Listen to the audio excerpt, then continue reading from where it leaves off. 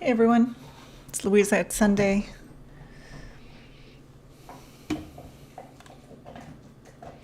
How's everyone today?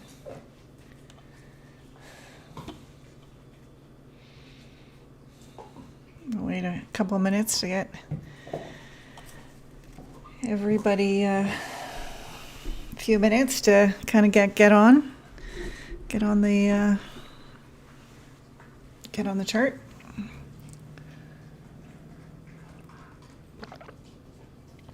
Hey Heat Trader. Hi Mia, nice to see you. Welcome.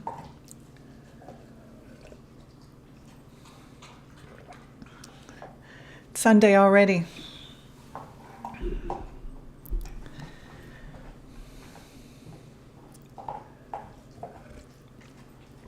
Pi is chewing on a bone under my desk, so I apologize for the apologize for the sound, but that's the way it is.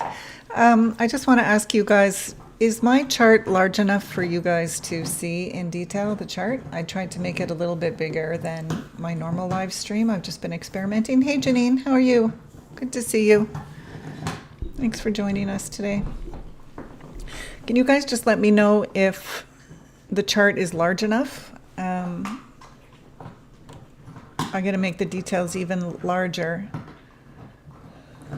Oh, Janine, that sounds nice.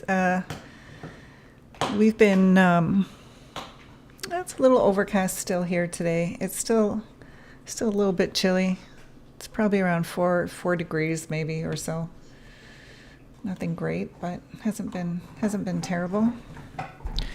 So can you guys let me know, can you see the chart okay? Is it big enough that you're able to, okay, you're pretty good, Janine? Okay, thank you. I'm going to try and keep the chart as large as possible so that everybody, hey Trina, nice to see you. Thanks for joining us. Okay. It's 4:02. This is what we're going to go over today. First of all, I'm going to go through the chart with you guys, which is the MNQ1 chart. So that is the chart that is the fluid chart, okay? Because if we go down to the MNQ or the MESM, which is NQ, the thing is that there's not a lot of information. There's not as much information as the MNQ1. So that's why I wanted to use that chart today. So that's what we're going to be using. And we're going to do a top-down analysis on this chart. And we're going to go through the week, the daily, the 4-hour, the 1-hour. And then I generally trade on the 5-minute or 1-minute. Next, we're going to look at how to build your toolbar so that you have a nice toolbar to use. You should not be having to go to the side of your toolbar every day. You guys have been on Tradingview for long enough. You should have a nice trading bar built at this point of the key tools that you use like pretty much every 5 minutes, right? So we're going to go through that. We're going to go through what lines to use on your chart and what lines to avoid. And this sounds rather easy to figure out, but I see so many people use trend lines that are hurting your chart more than helping you. So we're going to go through what lines to use that give you the best functionality possible. Next, we're going to go through how to create templates. You should be going through templates really nice and quickly to get things on your chart. Next, we're going to look at indicators, how to personalize them. We'll just go through them and make sure that you guys know how to personalize the charts so that you can set up a chart that is personalized towards what you guys like to see. Next, we're going to talk about how to keep our chart daily. So whatever we set up today, you should be able to keep the charts like reasonably up to date for the rest of the week and even for another week, another half a month anyway. And then I'm going to share with you guys shortcuts on TradingView. I'm going to share with you, there are about 12 shortcuts that you guys should learn. And the only way to learn them is to use them. So you may have to just write them down and keep them handy and make a focused effort to use these shortcuts, okay? Because the faster you have these understood, the faster you're able to just focus on price and what is happening on the chart and less on everything else. The Cakes, how you doing? Nice to see you. And then at the very end, I'm going to share with you about 80 to 100 shortcuts, but there's about 12 that are really important and will really help you. And that's what we're going to go through today. So I'm going to try and move fairly quickly. There's no silly questions. So as we go through, ask any question that you want, okay? Because I know if one person is asking a question, I know that it's because other people are thinking about the same question, okay? So ask whatever you want to ask, and let's get down to what is going to work nicely, or what I find works nicely. Now on Friday when I was trading, I was so happy that I took, I don't know, maybe five trades, and every single one of them was off a key level. And I was really happy. And if you have key levels in place, then you can focus on waiting for your trade to come to you. If you have disorganized charts, you're going to spend more time wondering where to get into a trade, where is your chart. Like, it's just, the cleaner your chart is, the easier it is to wait for your trade to come to you. So that's really the goal today, okay? So I'm going to show you by starting off on the weekly. So again, we're going to start with MNQ1. That's the NQ chart. So let's start with, first and foremost, we're going to find last week high and last week low. We're going to use this horizontal ray, okay? And for most of the lines, I want you guys to think about using the horizontal ray. I do not want you guys to be using this, which is called the trend line, and the horizontal line. I want you guys not to use that, okay? The one to use is this one, which is the horizontal ray. That's what it's called. So let's crack at it here. We have last week's high, which is here. Is the chart big enough? Can you guys see? Maybe make it even bigger here. You guys good enough? Can you see this? Everything's big enough for you? So this, we've taken the horizontal ray, and here is last week's high. I'm going to write that in. So previous week high. Now we're going to find previous week low, which is down here. I'm going to move these things off the chart. Now, you can either come back up here and choose your horizontal ray and put it down here, or you're going to do a copy. Now, I'm going to go through some of the shortcuts so that you can see that it's easier to use the shortcut. Now, here's the shortcut. You're going to put your mouse on top of this line, because we want to copy this line. So you put it on top of this line, then press Command and drag it down. Then you can let go of the line. Okay, so that's going to be one of your shortcuts that if you can learn this week, you're going to use it all the time. So this one, we're going to just rename it, and we're going to call it previous week low. Our goal in doing our chart is to answer the question every single day, which is, where is price most likely to go? Okay, that is the question that is in our mind every single day, is where is price most likely to go, both on the weekly or the daily or the hourly. So we have previous week high, previous week low. Next on the chart, I want us to identify internal liquidity, external liquidity, any, let me just think now, any volume imbalance, and wicks. Okay, these are the 4 things that we're going to be looking for on each time frame. So on this weekly, let's put in any fair value gaps, either SIBIs or BISIs, that are close to this range. I don't care about up here because I don't care about anything that's 1,000 points away. Okay, we're going to look kind of what's in this area down here. Now we could put in from here to here. This is a SIBI. Now I'm going to show you, we're going to build templates later on, but I want a SIBI here. Okay, so I've got a SIBI.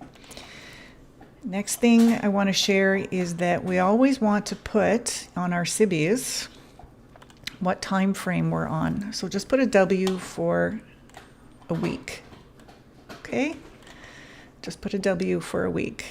So we've got a SIBI up here, we've got our weekly low, and then I'm looking to my left to see below here what would be important. Well, I'm going to be looking for this BISI template. I've set my templates up, but I'm going to show you guys how to set templates up. And again, I want to make sure that I put that it's a weekly here. Okay. And just below here, I can see this wick, and I want to put that on my chart. So I'm going to take my horizontal ray again. Okay, that's what we're going to use. We're going to use the horizontal ray. And I'm going to call this a weekly swing low. Okay, and the reason I've got a swing low kind of noted here is that it would be the next kind of likely place that price may want to go to, and certainly a weekly BISI we might want to go to. Okay. All right, these are the major things that I like to have on my chart. What we could also do is we maybe want to put 50% from the previous week to the high to the low. But I think for now, this is all we need to put on the chart. And you've noticed that we've used mostly these horizontal rays. Okay. Now, we are going to go ahead and do the same thing on every time frame. We're going to do the daily, the 4 hour, the 1 hour. Now, if we were to put everything on our chart, by the time we get down to the 5 minutes or even 15 minutes, we're going to have so many things on our chart that we're not actually going to be able to trade off the chart because it's going to have too much information on the chart. So what we're going to do on the weekly is I only want to see what I've drawn on the weekly on the weekly. I don't want to see these lines on the hourly. I don't want to see them on the 5 minute. I don't even want to see them on the 1 hour. Okay? So what we're going to do is we're going to go to each one of these items that we've put on this chart, and we are going to click on it. Okay? Here we've clicked on our SIBI, and I'm going to go to visibility. I'm going to go to visibility, and you will see that every level of time is checked, which means you will see this SIBI on the minutes, the hourly, the day, the week, and the month. Everybody see that? Can you guys put a 1 in the comment section if you can see that this SIBI, because every box is check marked, you're going to see it on every time frame. So let me show you what I mean. We go down to the 5 minutes. Now let's say I'm trading on the 5 minutes, and you guys can see that everything from the monthly is on my chart. Okay? But I trade on the 5 minute or the 15 minute. And so you can see that by the time I finish putting the high, the low, all of the SIBIs and the BISIs on all the time frames, that I'm going to have a really busy chart. It's going to be too much information. So let's go back to the weekly, and we are going to only look at these things on the weekly time frame. Okay, so I'm going to go to my SIBI and I'm going to uncheck minutes, uncheck hours, uncheck days, and I'm going to uncheck months. And I'm going to keep what I've just done only on the weekly. Okay, so I'm going to have to do each one. So I'm going to go to this one. I'm going to uncheck everything except the weekly. I'm going to go into the weekly low and I'm going to uncheck everything except the weekly, and I'm going to uncheck this weekly low,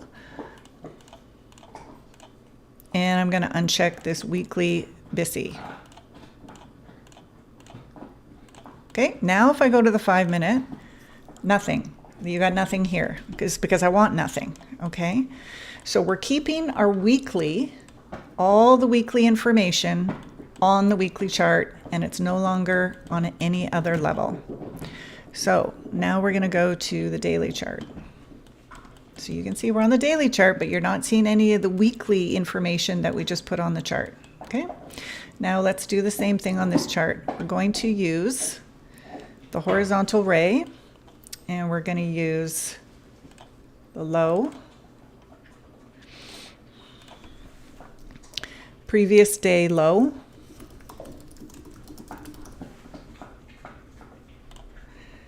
I'm going to click on the line, I'm going to push on command, and I'm going to drag up to Friday, previous day high. That's the previous day high, previous day low. Okay. Now we are going to look for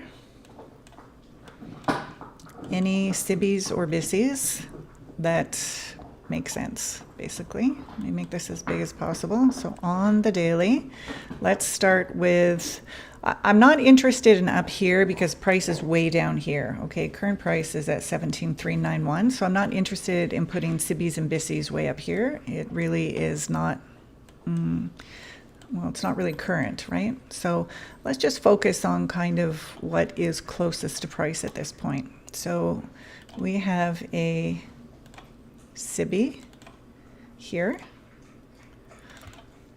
and we're going to go to my template, and it's going to be a SIBI. You'll notice that it's pink. I want to open this up for you guys. I want to show you what you can do with the BISI and the SIBI. Is you go to style, and you notice that I have removed the middle line from my SIBI and BISIs. Okay, this is the consequent encroachment, but I don't like having it on my chart. You may want it on your chart, but I personally just like it plain. Now, if I click extend right, it will extend the box ad infinitum. It just keeps extending the box. Okay, I prefer not to have that, so I don't like to extend it. And I want to make sure that I put a D in my box so that I know it is a daily SIBI. Because once we get down to the 15-minute time frame or 5-minute time frame, you might have some SIBIs and BISIs that are on different time frames, and you will want to know when you're looking at your SIBIs what time frame they're from. So we've got a SIBI here. We've got a SIBI here. Make sure, put the daily in there.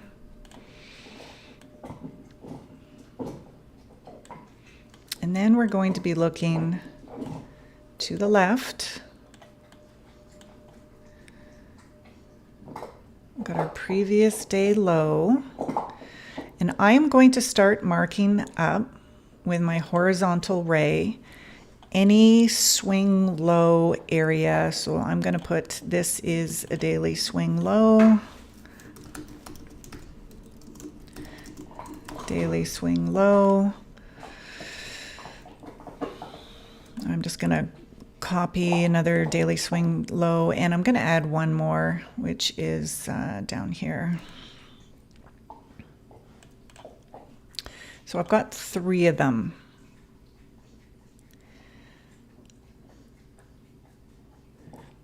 And those are the most current. I'm also going to put this one in right up here, because this one, price has just, let me make this a little bigger.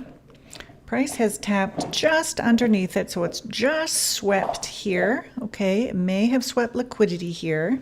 We won't know until Sunday, Monday if price continues further, or if we've swept liquidity on the daily and price may retrace or reverse. Okay, we don't know, but okay. Now, everything that I've just put on the daily, I want to now go through and I want to click on the visibility again, and I am going to take off, oh my dog, sorry, he's chewing a bone. I'm going to take off the minutes, the hours, I'm going to leave on the days, and I want to take off the weeks and the months. So right now, I only want to see everything that I've put on this chart. I want to see on the days and nowhere else. Okay, so we'll take that off the days. Take this off the days.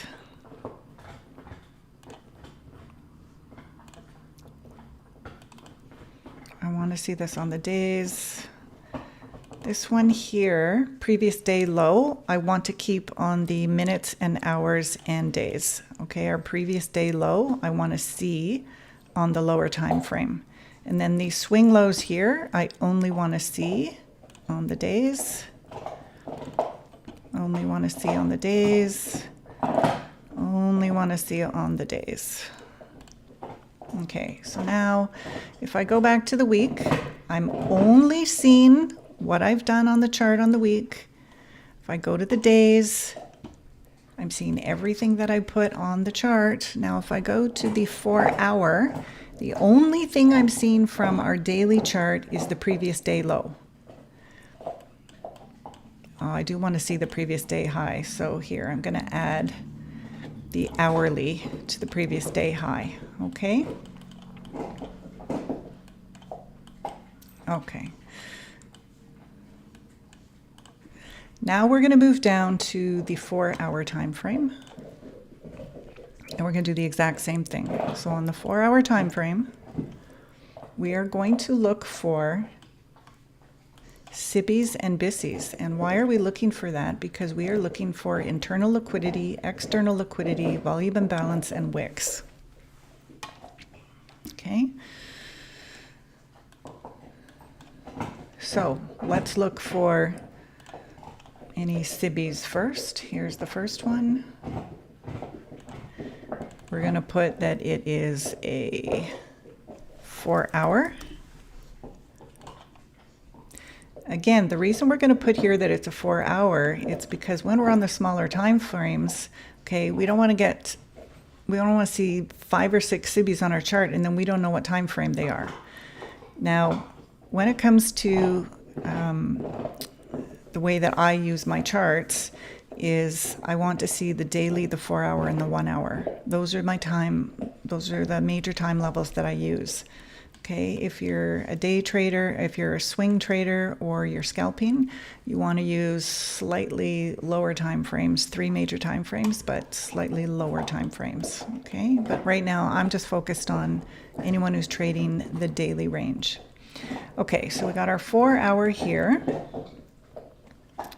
Let's see what else we have here. We have our 4 hour here.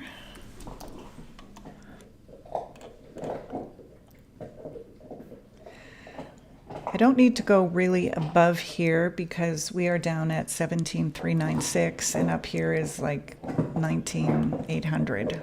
Okay, so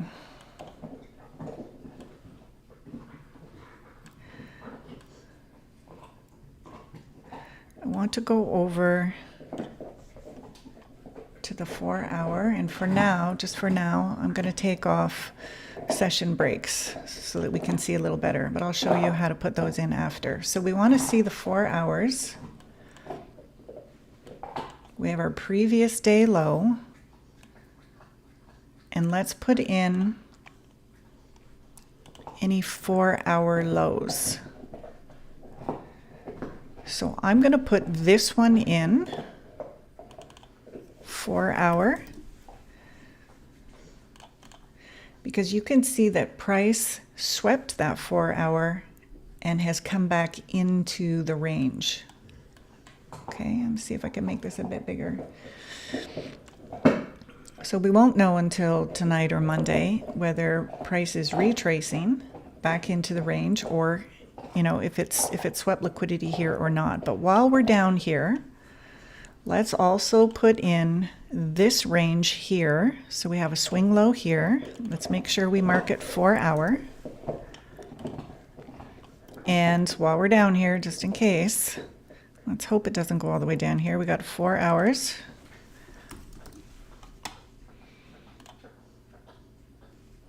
So we got a 4-hour, 4-hour, and a 4-hour. Okay, now let's take a look.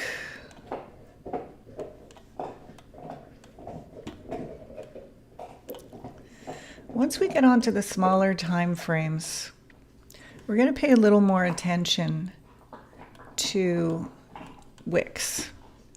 And wicks are basically just a gap, okay? So when we have these wicks here on the 4-hour,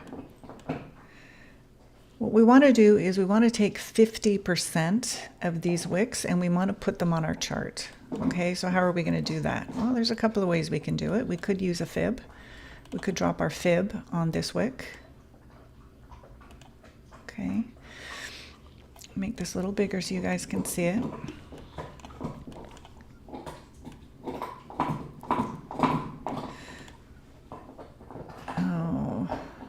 Move this up a little bit. So here's our 50% right here. Now this is the 4-hour. If price is going to retrace, it could retrace to the 50%. So let's put this trend line here. This is where we're going to use a trend line. We don't want to use the horizontal ray because we don't want the 50% over here on this side of the chart. We actually want it across here. Okay, so we're going to use our trend line and we're going to drag it to the 50%. Let me just put it in red for a second. I'm going to remove this. Now let's talk about trend lines.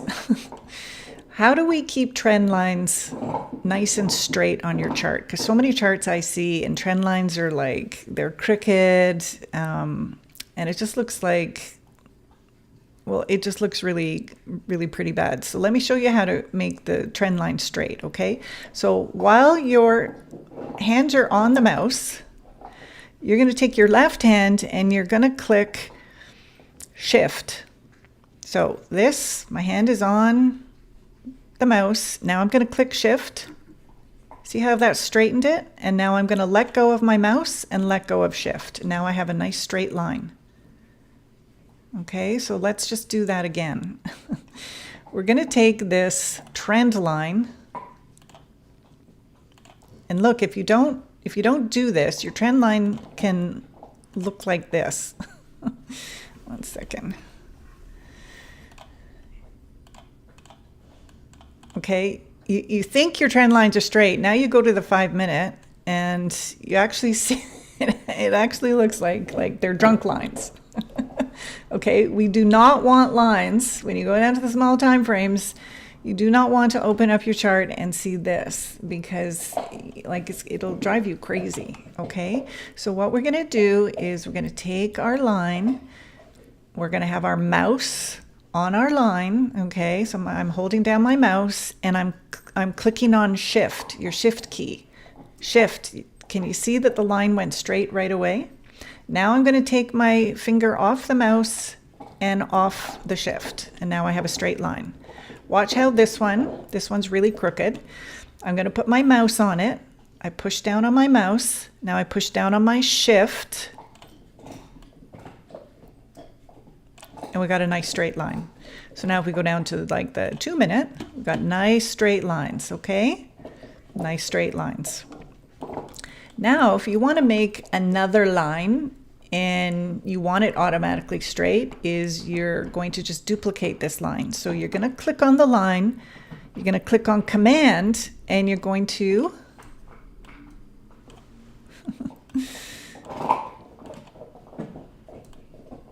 you're going to make another one. Okay, I'll do that again. I have my finger on the mouse, I click on Command, and I drag this wherever I want it. Now, you've just copied a straight line. Okay, so you don't have to worry about coming up here and creating something and then having to make it straight by clicking on Shift. Okay, Shift. Okay, so those are how you get straight lines on your chart. Let's go back to where were we? We are on the 4 hour.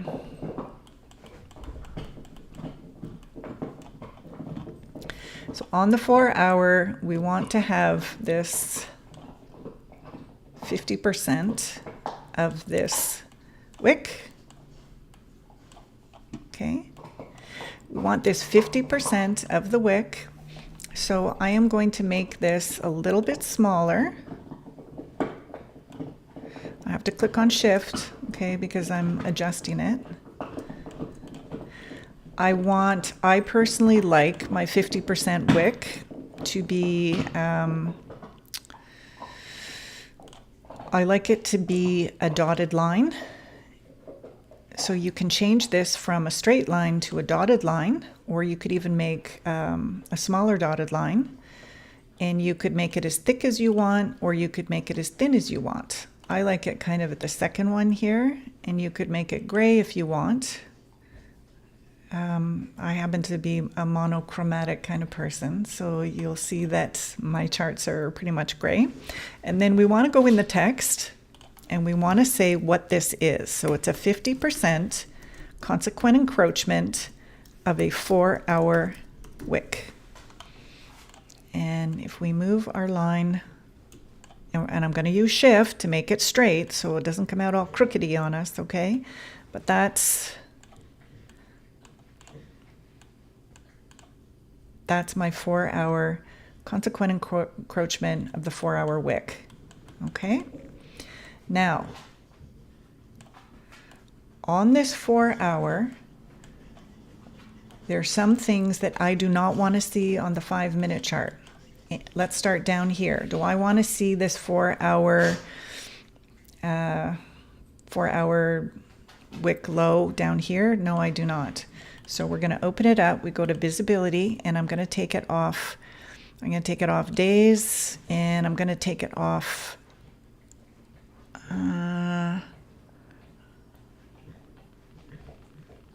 Let me just think now. Where do I want this? I'm going to leave it on hours. I'll leave it on hours for now, but I'm going to take it off minutes. I don't want to see this on the 5 minute when I'm actually trading. Okay. The next one, we're going to do the same. I'm going to remove it from minutes, but I'll keep it on hours. I'll remove it from days. I also want to remove this one from days. Yeah. Okay. Now, previous day low, that we've decided to leave on the chart. Our 4 hour. This is our 4 hour swing low. For now, I'm going to take it off the minutes, but I'll leave it on the hour. The 50% wick, I think we already decided this I want on the minutes. And I'm going to leave it on the minutes and the hours, but I'm going to take it off the days, the weeks, and the months. I'm going to take the SIBI off of the minutes. I'm going to leave it on only hours. And this one up here is only going to stay on hours, and I'm going to take it off everything else because it's pretty far away from price. Okay, so we're on the 4 hours. We've put in our high, low, SIBIs, and wicks. Now let's drop down to the 5 minute for a second and see what our chart looks like so far, our working chart.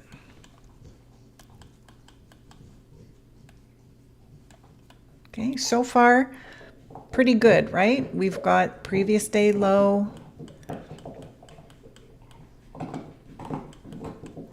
Where did my previous day high go? We just go back to day, previous day high. We want that on minutes. Let's go back to the 5 minutes. Here's our 4 hour, 50% consequent encroachment of wick. Previous day low, previous day high on the 5 minute. Okay, so far pretty reasonable. Now we're going to go down to the 1 hour.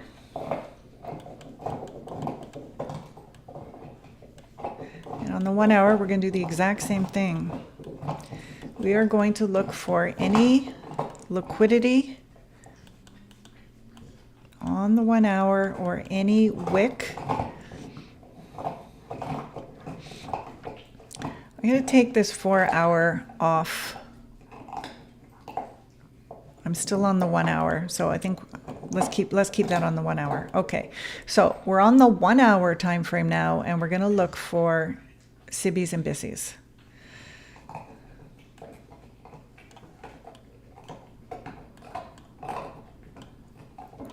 Let's start with, because I have this 4 hour marked, I'm not going to mark the 1 hour because there's no point in, like, I don't want anything looking like this. There's no point in having an hour over a 4 hour. So I'm going to take, so I'm not putting this 1 hour in. And there's no other hour. There's no other hour on the chart. What I do want to put on the chart is this hourly wick. I want to put that on my chart. Price was down here. It swept the daily low. Okay, that's what the chart is telling us. It swept the daily low. So we opened here, price came high, swept the daily low, and closed here. 17,485 is our close. So price closed below this candle on the 1 hour, but it retraced. It's retraced the bottom of the candle and retraced the top. So we could see price move and retrace. So let's take 50% of this hourly candle. Okay, so let's take our fib. We draw from the top to the bottom. We're going to take our trend line and we're going to draw on the 50%.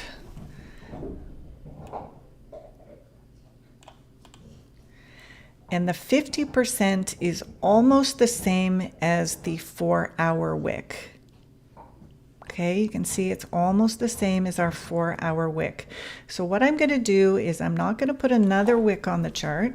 Okay, we're going to keep this one on the chart, and I'm going to say that it is the, I'm going to add, it's the 50% of the 4 hour and 1 hour wick. Okay. Okay. Is everybody with me so far? Sorry, I haven't been watching comment section. Are you guys okay? Everything making sense so far? Okay. Yeah? Okay. So,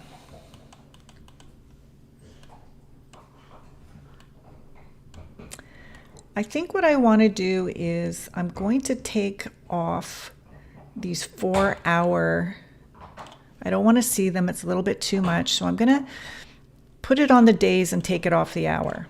I'm going to take this 4 hour off the chart. I'm going to put it on days, take it off hours.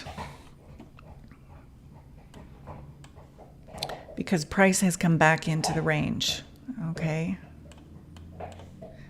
Okay. So we have started off on the weekly, the daily, the 4 hour, and the 1 hour. We now have on our chart the higher time frame PD arrays. And we have the higher time frame swing lows or swing highs. In this point, it's mostly swing lows because chart has been, price action has been really bearish, okay? So we've got, again, every time you adjust this thing, okay, while your finger's on the mouse, you got to click shift and then release. That gives us a nice straight line, okay? Okay, so what's next here? We have, if we're following this, we have our weekly previous high, previous low. We have the daily previous high, previous low. Okay, settlement. The next thing on our list that we have to mark on our chart is the settlement price from Friday at 4:14. Now, because I'm on this indice, what I have to do is this actually gives us, it actually gives us the close at 4:14. So we have the open and we have the close, and this is our close. And again, we're going to use the horizontal ray, and we're going to put it right here, and we're going to call it the settlement price, 4:14 Friday. Okay. Now I'm going to open this, and what time frame do I not want to see this on? Well, I don't want to see this on the daily. I want to see it on the hour, and I want to see it on the minute. Okay, I don't need to see it on the weeks, months, or days. Okay, so that one we've added to our chart. What's next? Well, fair value gaps, the weekly, daily, 4 hour, and 1 hour. We've done that. Check, check. Point of interest, I'm going to come back. I'm going to show you a little tip, a little trick that I learned last week that played out excellently for me. So I'm going to come back to that at the very end. Okay, now here are the next things we're going to add to our chart.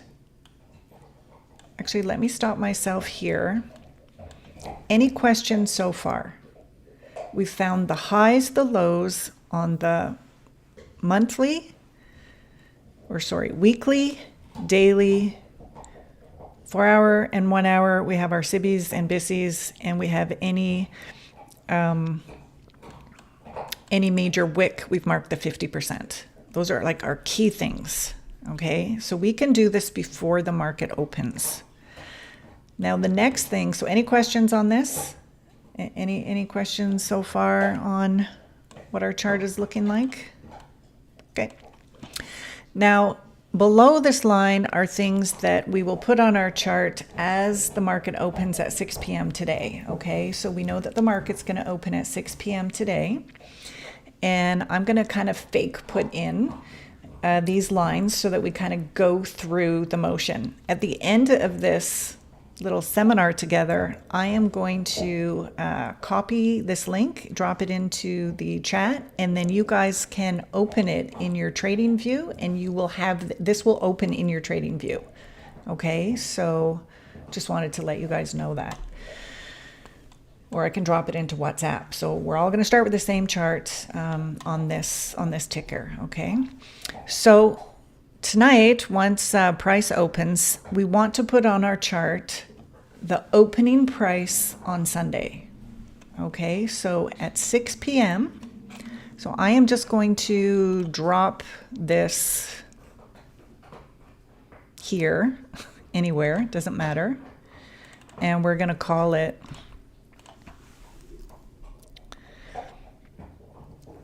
opening price Sunday, 6 p.m. Oops. Okay, that is the week. We always want to keep this on our chart. Now you could just keep it in gray, or you could turn it a different color, whatever it is you want. And we're going to go to visibility, and we're only going to have that on hours and minutes. Yeah, hours and minutes. That's it. We don't need to see it on the days, the week, or the month. Okay, so I think what I'm going to do is I'm going to turn this a different color, because this is hypothetically. Tonight at 6 p.m., you guys are going to move this line up or down to where the market opens. Okay, so I'm going to put this in a, let's put it in a orange color, okay? So you don't need to keep it in orange. You just move this to the opening price Sunday and then change the color. Okay, so that's all you need to do. So we're going to put our 6 p.m. Sunday price on. The next thing that we're going to add to this chart, and you can do it tonight if you're awake, or you're going to do it tomorrow morning when you wake up, but we're going to add the previous session high and low. Okay, so our previous session high and low is London and Asia. Now, you have a couple of ways you can do this. I like to have, if you go down to the 15-minute time frame and you click on, sometimes my indicators drop off, Killzone. Okay, if you go down to the 15-minute time zone, you'll see Asia and London. And what you can do is either take the high and low of Asia and London and put this horizontal ray in, or you can just keep London and Asia open on your chart and you can see where the high and low is. Okay, so that's personal preference into how you want to keep your chart. Now, while I'm here, I'm going to show you how to make this indicator look a little nicer on your chart and how to change it to personalize it, okay? Because I don't like how it drops in like this. Okay, so Janine, you've got a question. Do you only chart NQ or do you like any other charts like ES? So I will do the same thing to my ES chart, Janine. The exact same routine that I'm going through with NQ, I go through ES. And just know that over time, it won't take you more than 10 minutes to do this chart. Because for the rest of the week, your weekly and daily, you're going to change your daily high and low, but you're not going to change your weekly, you won't change your monthly. Okay, so that's going to be current for like at least another week. You're only going to be changing the daily and the 4 hour and the 1 hour each night after the market closes. Okay, so using this indicator, you're going to open up the indicator, and it's called ICT, Killzones, and Pivots, and I'm going to cover indicators after, but while we're here, let's just deal with it. Yeah, no problem, Janine. So first of all, I do not like having on my chart Asia, London, New York AM, New York lunch, and New York PM. So right off the bat, I want to get rid of New York PM, New York lunch, and New York AM. So all I'm going to do is, it says here, kill zones. And you can see Asia, London. I want to keep those. And I want to uncheck New York AM, New York lunch, New York PM. And boom, you can see they're gone. I trade those times. I don't need to have an indicator to show me when 9:30 is going to be, okay? So now we've tightened up our chart. And we're only looking at Asia and London. Now I just want to open up this indicator again, and I want to show you a few things that are important that you might want to personalize. When you go up here and it says session drawing limit, this is how many of these you're going to see. So you're going to see the last 3. I like to have the last 5 because I like to see the whole week. Okay, so for now I'll leave 3 on, but as the week progresses, I'm going to increase this number to 5. I can just do it now because I want to see Sunday, Monday, Tuesday, Wednesday, Thursday. I want to see where London and Asia is for the week. Okay, it helps to build the narrative of the week. Also, I want to show you what you can adjust is you can adjust the times. Now, Asia is 20 o'clock to midnight, so that's 8 p.m. till midnight. London is 2 a.m. to 5 a.m. The rest we're not going to have on here. And down here, you can take off, if you want, you can take off these lines. I'll just show you here. See these lines? LOH is London high and LOL is London low. And then you've got Asia high and you've got Asia low. So you already have the lines on the chart. This indicator will already give you the lines. Now, sometimes if you don't like to have this on your chart, you can just put on here London high. Okay, that's London high. I'm going to do command and I'm going to shift it down to the bottom. I got London low. And I could do the same with Asia, and then I could just turn my indicator off. Okay, so I could just go here, turn it off. Now I've got my London low and my London high. And again, we go into visibility, and I only want to see that on the minutes. I don't want to see it on the hour. I only want to see it on the minute. Okay, so now I've got my previous day high, my London low. Again, you can add Asia. Okay, I won't do it just in the interest of time here. I've got my 50% consequent encroachment of the 1 hour and the 4 hour wick. I have my previous day low and I have my settlement price. Okay, next we're going to put on the chart. Let me turn my indicator back on for a minute. I do have to say that I do like to have London and Asia on my chart, because then I don't have to look at the lines so much. I can just see the boxes. Next, we're going to put on the chart midnight at midnight.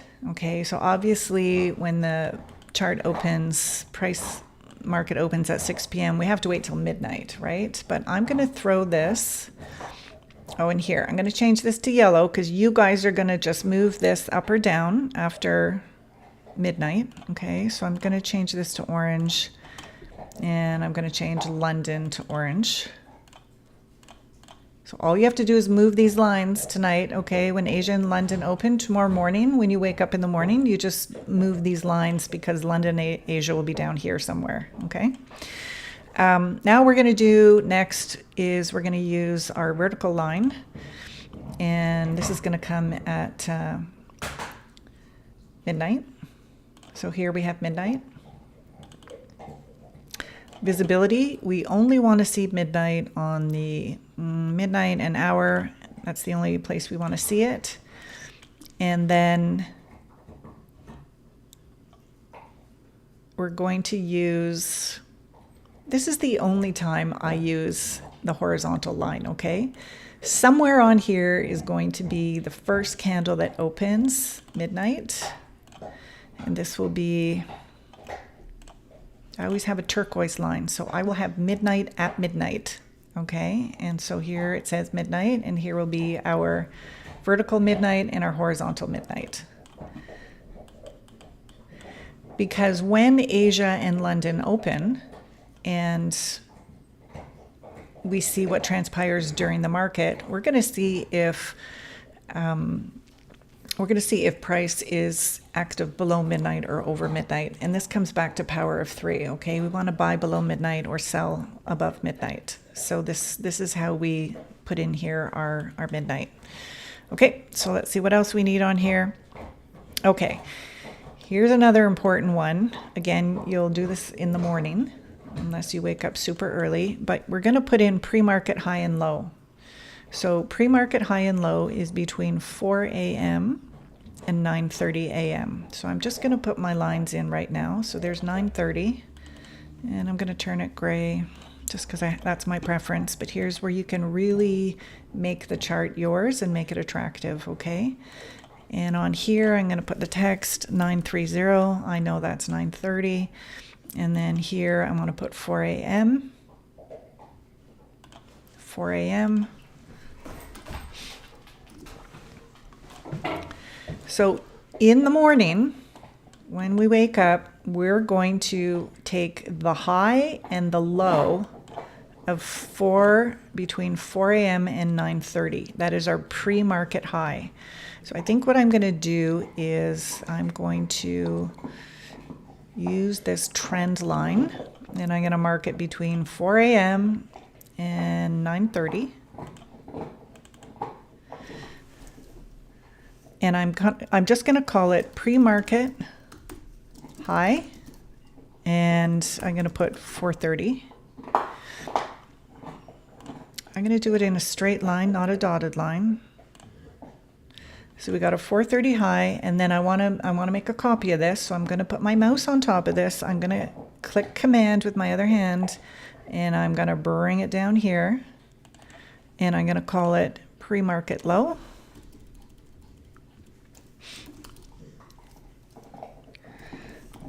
$4.30 to $9.30. And I'm going to call the same one up here, 4:30 to 9:30. And visibility, I only want this on minutes. I only want this on minutes. And I'm going to make this orange because you guys are going to change this, right? You have to move this to... And the reason you're just going to move it, okay, is so that you don't have to change the visibility again. So any of the orange lines you're going to change to make the right time after the market opens, or, you know, like 7 o'clock tomorrow morning or 8 o'clock tomorrow morning, whatever, okay? Okay, now the very last thing that you'll want to put on your chart is the 8:30 a.m. open price. This is optional. Now, 8:30, I listened to a very well-known trader, Omar, who I happen to follow and like because he trades power of 3. He said that at 8:30 a.m., big money steps into the market. So I'm adding 8:30 a.m. to my chart to see over some period of time if that turns out to be correct or not. Okay, so I just wanted to bring that to your attention. Janine, can you enlarge your box with the list of all the items? Yeah, you bet. I'm going to share this with you either in the WhatsApp group or I may drop this into the comment section. Actually, I'm going to put it in the description section. I'm going to put a lot of this, and I'm actually going to go back in this video and put in timestamps, okay? So you can come back and rewatch different things. Okay. So you will have all of this information and you will have a chart all marked up, okay? All right, now, for all intents and purposes, we have a chart that you will be able to trade off of with key levels. So now I'm down on the 5-minute, and I want to show you how beautiful this chart is now to trade off of. Market opens at 9:30. You're either on the 5-minute or the 1-minute, and look what you've got as a chart to work with. Okay, you've got your previous day low, you've got your settlement price from Friday, you've got your opening price from Sunday, you have your 50% of the consequent encroachment of the 4-hour and 1-hour wick as a point of interest. Okay, you've got your pre-market high, you've got your pre-market low. So you'll have these two areas here. You have your midnight. Where will price be tomorrow morning? Will we be below midnight, or will have price retraced up here above midnight? If we do go above midnight, we've got our, well, you'll make the adjustments. You've got your London low, your London high, and your previous day high. You have all your key levels on the 5-minute chart. Now, when you go back to your 1-hour chart,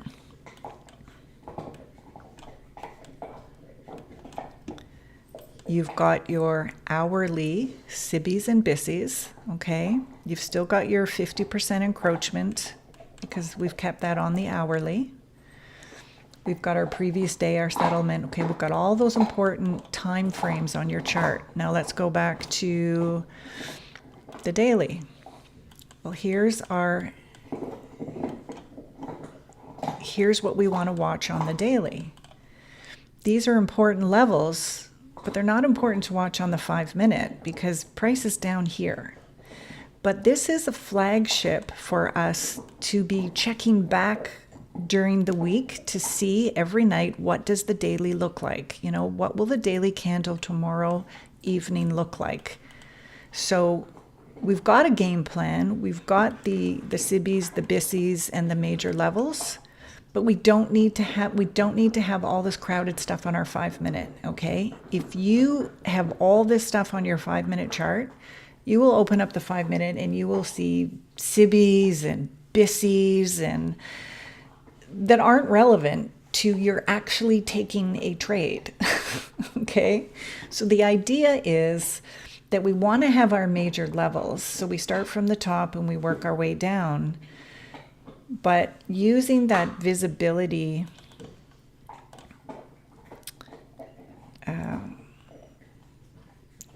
not chart, but folder, let's call it the visibility folder, you guys will develop a personal preference for wanting to see some things at a certain point in time and not wanting to see other things, okay? So let's just say price like really retraces back. Let's go back to the 5-minute. Like let's say tonight, price for whatever reason ends up here. Like let's just say, okay? Now again, I'm pressing shift to make this nice and straight. Okay. Let's say price goes up here tonight. Well, you may open the chart tomorrow morning and go, holy cow, like price came way up here. It's north of midnight. Let me just make this a different color for a second. Make it purple. You might say, let me take a look on the hourly and see kind of like where we are.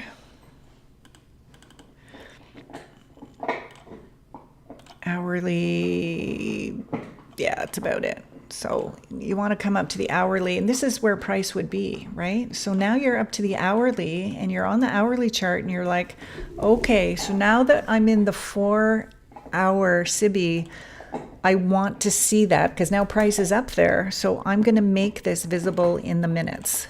So now we go back to the 5 minutes and there's your 4-hour because price is up here now. We're in the 4-hour SIBI. You see how this works?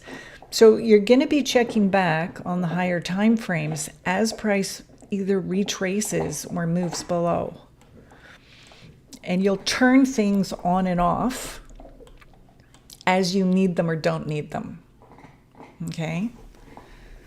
Any questions?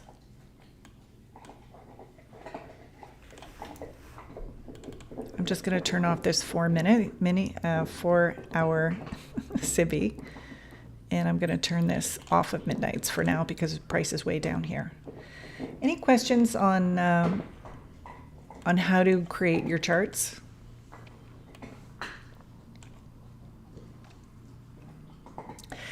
Okay.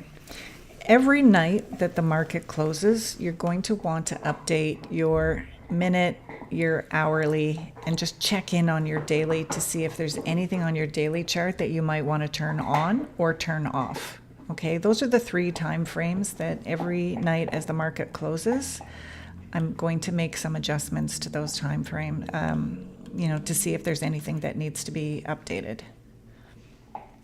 Okay, if there's any questions on this, any feedback on the 5-minute chart, let's just take a look at the 1-minute chart and see what it looks like as well. So if you're interested in the 1 minute, price is going to be over here because it'll be 9:30, and here will be your pre-market low, your pre-market high, and then if you're trading the 5-minute break and retest with Scarface, you'll put that in as well. I think I'm just going to add that here just in case. And then I'm going to show you something that I learned last week that just blew my mind. I'm going to put 5-minute Scarface candle high-low optional. Okay, so now if you're trading on the 1 minute, you have everything that you need right at your fingertips. You have all the main levels. Okay, you have all the main levels. And what's important is that you have the 1 hour and the 4-hour SIBIs and BISIs. Okay, now if you're a scalper, you're going to adjust slightly your times. You're probably going to use the 15-minute to put your SIBIs and BISIs rather than the 4-hour. You'll probably use like the 15-minute and maybe the hour and the daily. But you'll do the exact same setup, okay? And if you're on the other side and you're a scalper, then you want to do this with your monthly, weekly, daily, and you probably want to take the trade on the 4 hour. So all you have to do is just adjust the time frames. Okay, so that's that. Now I'm going to show you this ultra cool thing that I learned.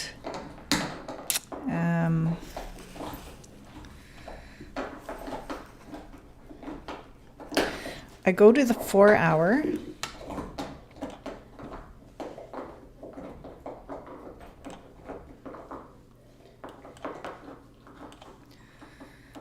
I'm just going to move this to the, take that off, leave it on the daily for now.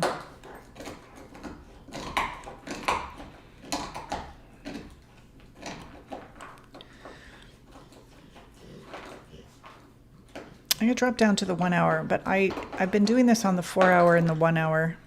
Maybe I'll do it on the 4 hour.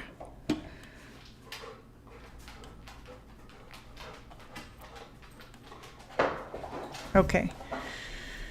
So what I started doing last week on the 4 hour, and I've also done it on the 1 hour, but we'll just focus on the 1 hour today, is I've started putting onto my chart lines that are the horizontal ray, but I do them in tiny dots. I'll show you how I do those. And I call them point of interest. And what I'm doing is I am looking at the chart on the slightly higher time frame, and I am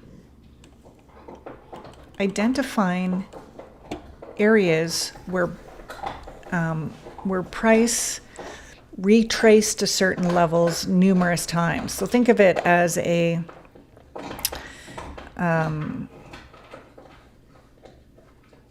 kind of like support and resistance. I don't like to use those words because I know that I realize it's not ICT, but it still kind of is ICT.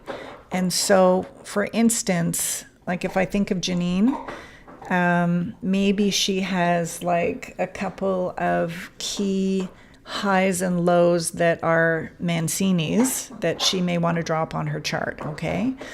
I like to use areas where I see price return to a certain level numerous times.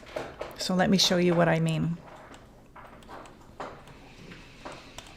I'm going to use, again, the horizontal ray. And once I get my first one on the chart, I'm just going to do a copy and paste so that I don't have to keep making them straight or doing any of that. But when I look at my chart on the 4 hour, look what I see right here.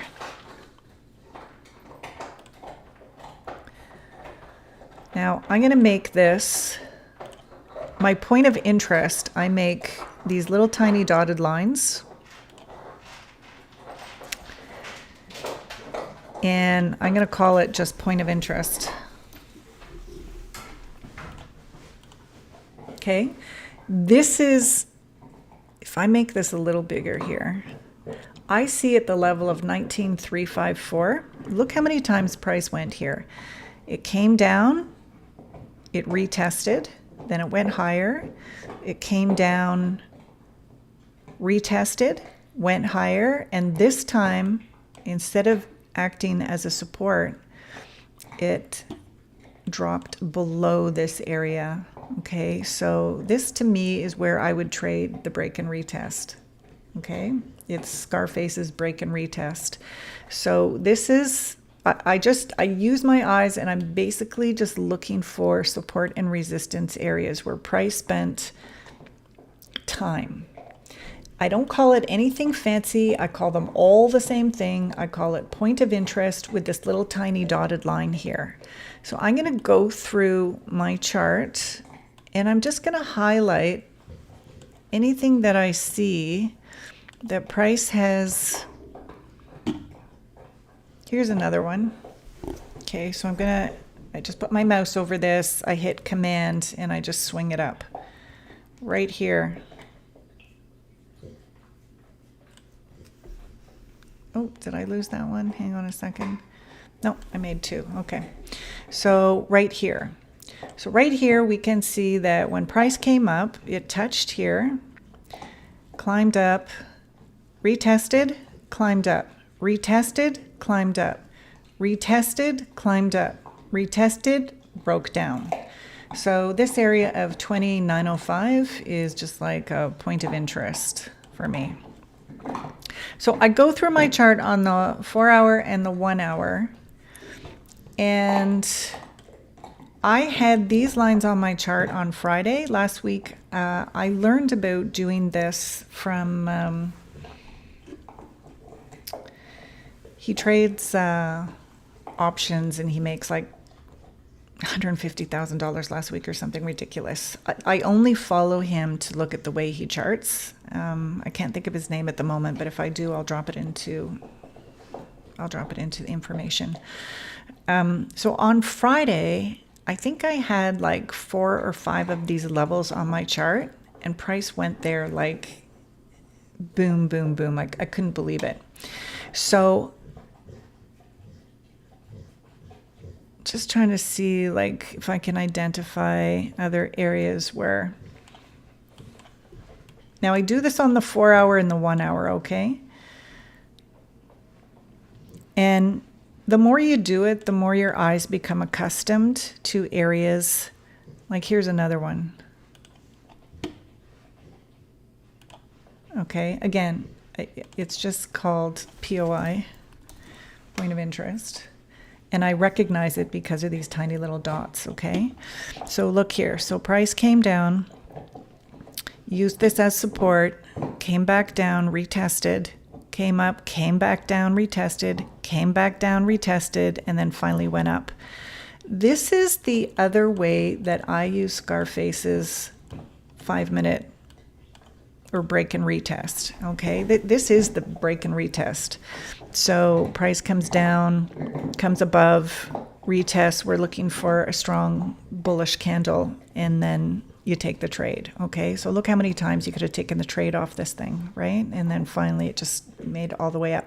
So I'll leave that idea with you, and then you can go through your chart. And like I say, the more that you put these things on your chart, only on the 4-hour and the 1-hour,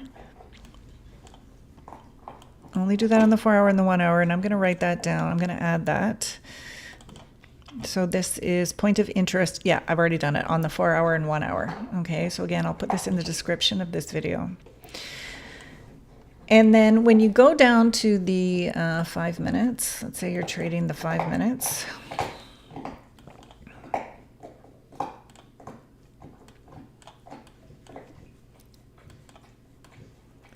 Now you can see in the immediate vicinity, I don't have any, but if price were to drop lower or go higher, you're going to see these point of interest.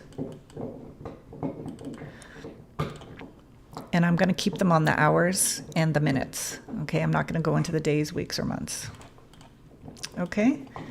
Janine, this is what Adam uses too. The fail breakdown is based on these important points of interest. Yeah, and so, you know it better than anyone, Janine, because, you're kind of working with his formula there. But, yeah, it's, any of the traders that trade off of support and resistance. Who's that lovely lady trader? Is it Mossy? I mean, she has 50 million of these on her charts, and she trades level to level. So I've been adding, as of last week, these on my chart, and Friday it was just a charm. And if you just call it point of interest, you know that this is an area where price either acted as support or resistance. And the reason I use the horizontal ray for most of everything is that you can trace the horizontal ray back to where it started. If you use this horizontal line and you go, okay, here's the support, you'll never be able to follow it back on your chart because it goes ad infinitum. It goes forever. There's no end to it. So if you use this horizontal line, you'll never be able to check back to see whether this was support or resistance. So it's really important the limited use on this horizontal ray. I only use it for midnight, to show midnight, because once the market opens in the morning, I'm going to delete it anyway. Okay, but this is the one, the horizontal ray. What the horizontal ray will do for you here is it will go ad infinitum to the right. So it doesn't matter, you know, how many days, you're always going to have your setup here, you know, what the line is. You'll never have to change it. It will always be constant, and it always goes on your chart nice and straight, okay? So this is the line that you want to use the most. All right, I want you guys to get away from using the horizontal line and get away from using the trend line. The trend line is a pain in the butt because as price moves throughout the day, you have to keep extending that line over and you have to make it straight. Okay, otherwise it looks like you've done your charts at a pub. St. Patty's Day or something. Okay, all right then. So let's go on. Let's see, it's 5:16. We've been at this for an hour and 15. Does anyone need like a 2-minute break or anything? Because otherwise we're going to go right to building your toolbar. I'm going to go through the toolbar next. Do we need a break or do we keep going? Keep going. For keep going, put a 1. For I need a break, put a 2.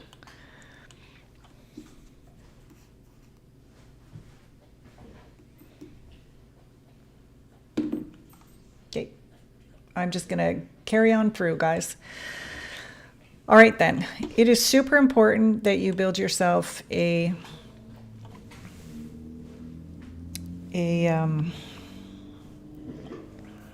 toolbar. Okay, now there are 1, 2, 3, 4, 5, 6, 7, 8, 9, 10, 11, 12, 13, 14, 16 things on my toolbar. I use these things every single day. In fact, every single hour. Okay. Hey, Shirley, nice to see you. So you're going to want a toolbar, and the things I have on my toolbar that I want is, one is this horizontal ray, which is the most important line that I use. One is the trend line, which is this one that you have to make it straight, okay? Like my hand is on the mouse, and then I click shift, makes it straight, then I go off the mouse, off the shift. So we do need this. Next one is the horizontal line, which is my midnight one. It goes right across. Next is the vertical one, which you'll need for, you know, your midnight and your opens and whatnot. Then we have the long position and the short position, and I want to talk about these. I think everybody is using this, but just in case you're not. When we are trading, let's go down to the 5 minutes. Let's say we're taking a trade on the 5 minute, or we're thinking about taking a trade on the 5 minute. Let's say that price moves up to here. Okay, let's say it sweeps liquidity here, hypothetically. Shift. So let's say price moves up here and we are thinking about taking a short. We don't know yet, but we're thinking about, hypothetically, if I take a short here, if we sweep here, where is price likely to go down to? Well, price is likely, you know, to go down to, back down to here, right? So when we decide that we're going to or not going to, hey, Dion, when we're deciding or thinking about getting into a trade, we want to make sure that it's a 2-to-1 ratio, okay? That it's a minimum of 2-to-1. I want a minimum of 2-to-1. Now, if you're a scalper, you might want a 1-to-1, okay? But I'm talking more as a day trader here. So we have this thing called the long position and the short position.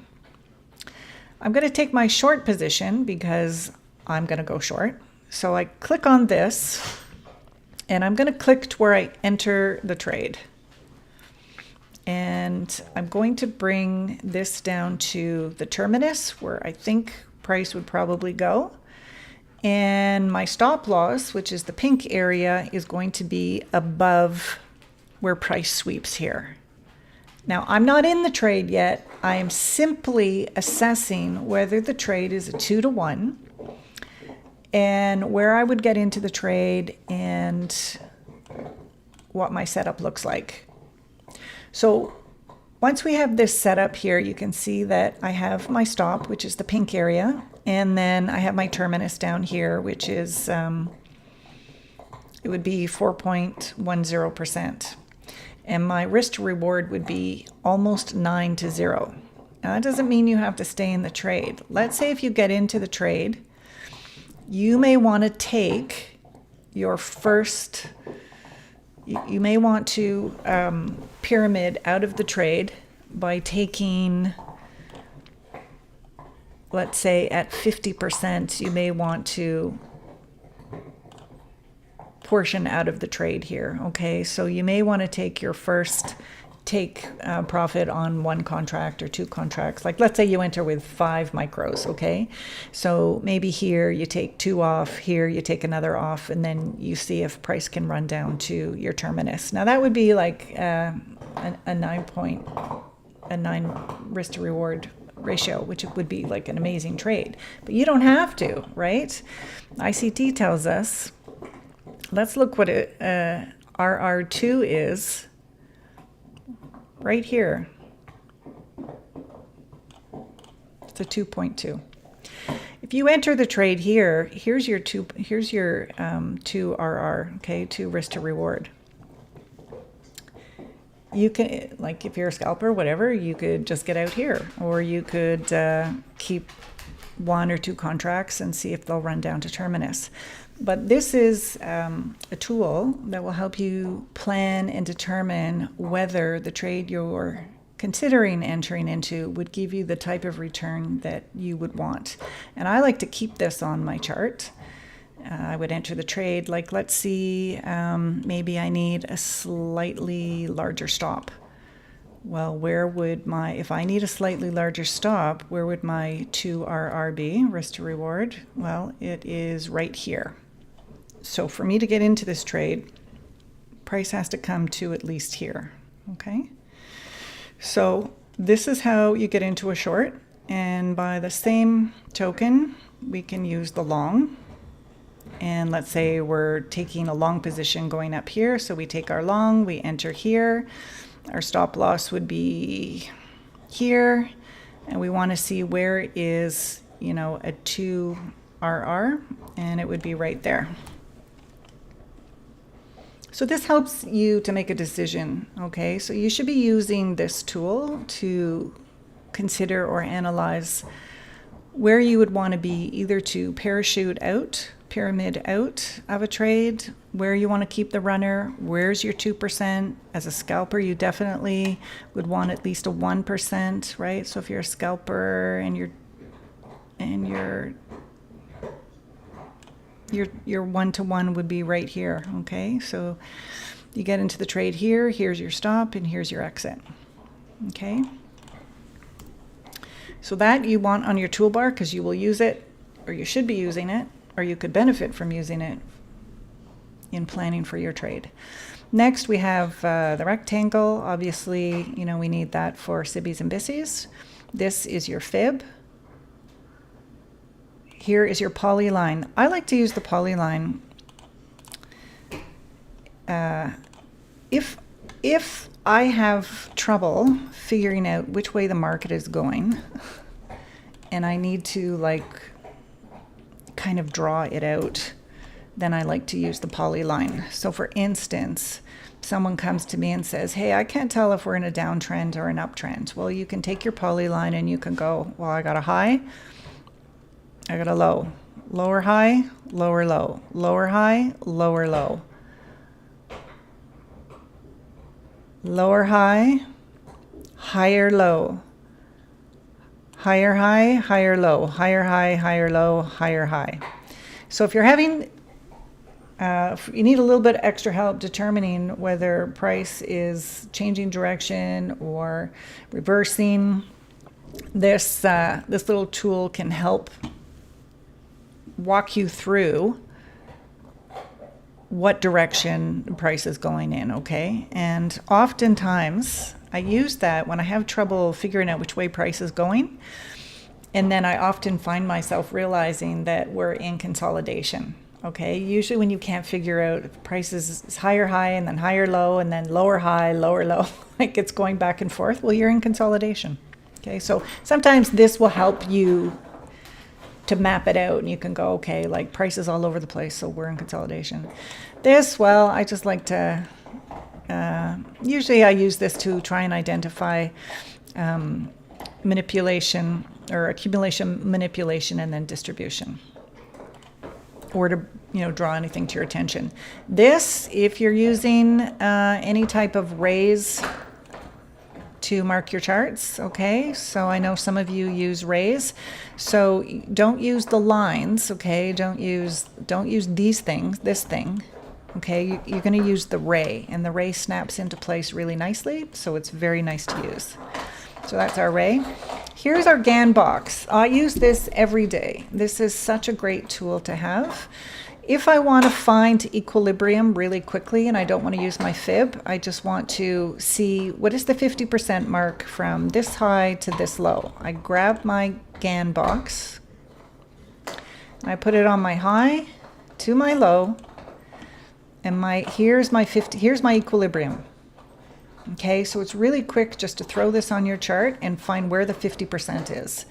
Now you can open this and you can change the color. If I've changed mine to green and gray, but you can change the gray maybe to, let's see the background here. You can change the gray to pink if you want, or yellow if you want. So you can change the background, and you can change also the opacity, okay? So you can do that. So the GAN box, super helpful. You can use the fib, but sometimes it's just easier to throw a GAN box on your chart, okay? Now, of course, text, right? You want to add something on your chart. Now, I got a notification from Tradingview last week that they are going to remove anchored text. So anchored text is fabulous. Let me show you why. Anchored text is test, test, test, test, test, and then I'm going to use regular text. Okay, so we're on the 5-minute right now. I'm going to move to the 15-minute, 1 hour, 4 hour. The regular test, actually, it's supposed to be the opposite, so maybe Tradingview has already changed it. Tradingview is going to remove the anchor text. Anchored text is supposed to stay with you for every time frame, and regular text will disappear depending what time frame you're on. So I have always used the anchor text, but like I say, I got a notification last week that Tradingview is going to change and remove anchored text, so we might see it disappear. The curve, I like to have the curve on my chart because I like to identify whether we are in the what maker model we're in, if we're in the buy stage or the sell. So obviously we're in the sell side, and so sometimes I just like to do this, demonstrating we're on the sell side of the curve. This has been the buy side of the curve, right? And you can just kind of, if you want to put that on your chart. So it's my market maker model. This is kind of where we are. Okay, so this is the buy side, this is the sell side. And then this one, you can just use this as price range to see how many pips, ticks, so you can use that. Now, how do you put all this on your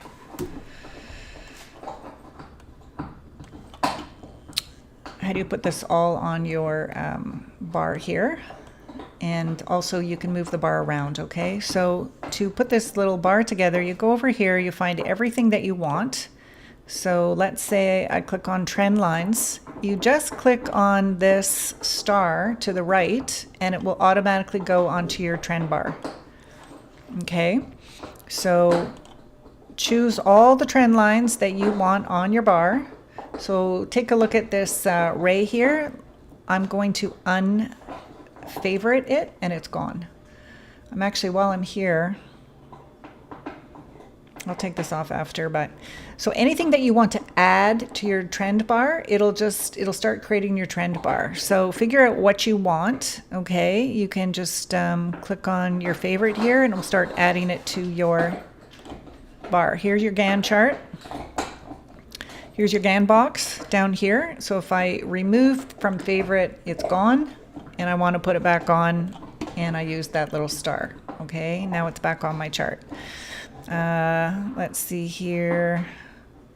We have our fib retracement here. So I've got my fib on here, and then my long and short, I think, are here. My long position and short position are here. Okay, so you want to have these on your toolbars. The last thing you want to be doing is price is moving, you're in the market, you're waiting for price to come to you, and you're over here wasting time trying to find these things to put in your chart. You need to have these tools at your fingertips. You need to have them close, okay?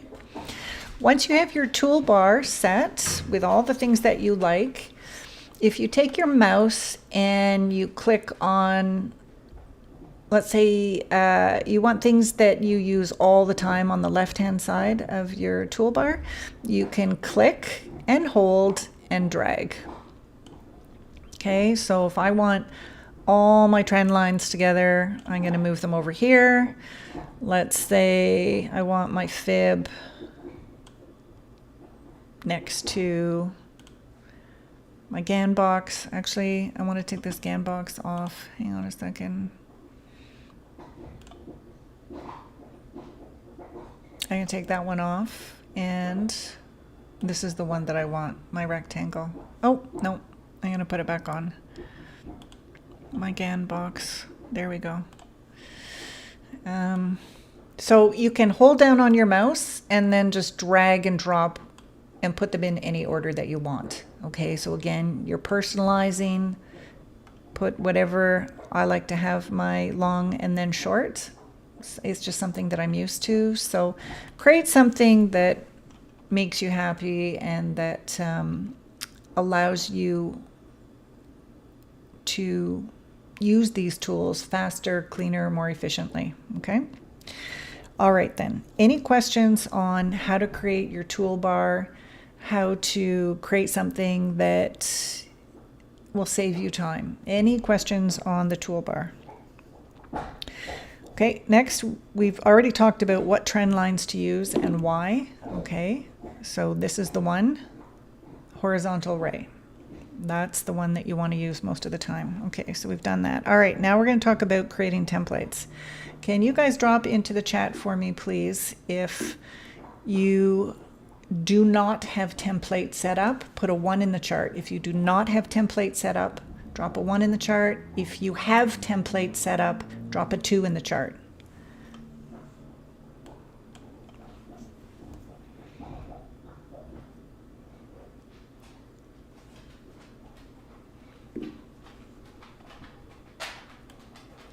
Okay, you guys have templates set up, so do I need to do templates? Am I just,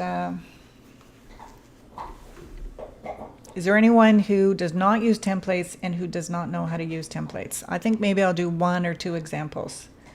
Okay, La Cakes, I'm gonna, let me go through this. This is really important for you to, for anyone to save time, okay? So let's go down to the 5 minutes. And let's create your Sibby and your Bissy, okay? Because you're using Sibbies and Bissies all day long on your chart. Okay, so now I have a lot of these in my chart, but we're going to pretend that I don't have them, okay? Heat trader, okay. So let's say I want to put Sibbies in this leg here. Need templates? Okay, good. All right then. So let's grab from my toolbar, okay? So you've got your rectangle up here in your toolbar, and you're going to drop it, and you're going to make a Sibby here. Now, this is your Sibby, and you don't want to have to create this every single time. You want to set up a template. So we're going to set up a template. I'm going to open this up, and I'm going to make this Sibby into the color that I want. and just generally make it looking good. So let me show you what your options are. You go into style, and I'm going to remove the middle line. Actually, the middle line is from the 50% consequent encroachment. So there's no middle line. If I wanted a middle line in this template, I would add it. But I don't like to have the consequent encroachment on my sibbies and bissies. So I'm going to remove the middle line. I'm pretty happy with the background color. I could go darker, I could go lighter. If you like this color pink, but you want to change the opacity, you can come down here and make it a little bit lighter. Okay, if you like this dark color, you can use the opacity and create something that you're happy with. Okay, I like this one, I'm used to this one. I like everything on my chart to be very light because I want to see my candles and I want to see my wicks. So I'm happy with the background. I'm happy that I don't have the middle line. I personally do not like borders on any of my things in my chart, and I'll show you why. Let's say I decide to put a border on this thing. If I put a border on, I'm not seeing my wicks clearly. Okay, I don't want to have to, like, is my wick touching the border? Is it touching the sibby? Like, I'm not sure, okay? So I personally don't have borders on my sibbies and bissies. And if you guys do, you might want to consider just losing them. So how do you lose them? Well, if your background screen is white, like mine, then open up the border and click white. Okay, so just make the border of your sibby the same color as your background. And we're going to get to background next, okay, how we create beautiful charts or personalized charts. Okay, so let's say I'm happy with this the way it is, okay? So I don't want to have to create this every single time. I want to create a template. Yeah, no problem, Janine. You can always just go to play this video and watch what you haven't seen, so not a worry at all. Okay, so we're gonna go here, we're gonna go template, see this button down here, template, and you're gonna go save as, and I'm gonna go sibby, I'm gonna call it sibby, and I'm gonna call it sibby 2 because I already have my sibby as a template, and I'm gonna click save, and I'm gonna click OK. Now, I'm going to put in my next sibby now. So I go up here, I click on rectangle, and I put in my next sibby. There it is. And I'm going to put in my next sibby, and there it is. And I'm going to put in my next sibby here to here. See how much faster? See how much faster this is? That you are not creating a new sibby new every single time. It's a template, okay? Now, let's go over and create a bissy.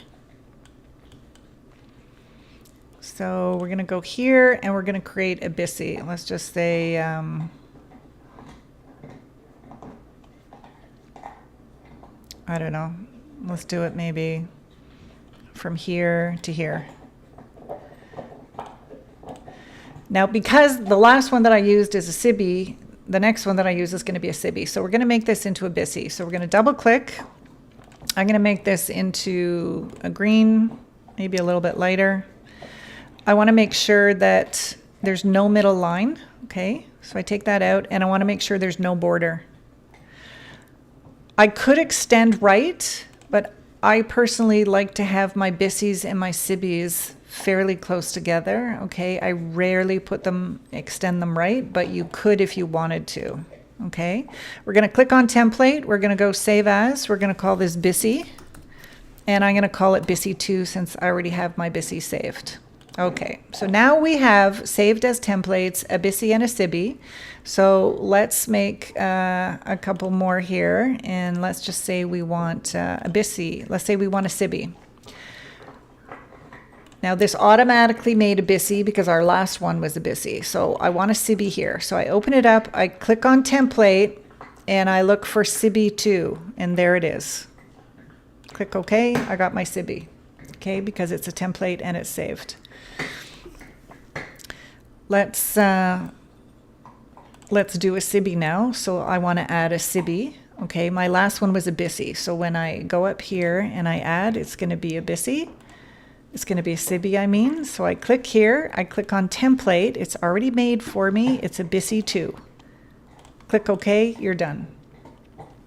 Okay, so that's how you're going to make templates. I'm going to show you how to make lines. Let's say I'm going to do, let's say I want to break a structure line, because I'm going to use that a lot. So I'm going to create a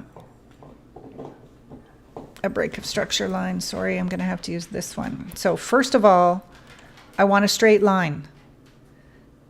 So this line, your hand is on the mouse, you click shift, and it automatically makes a straight line for you. Now I'm going to open it up, and I want my break of structure to be gray, but you can make it any color you want.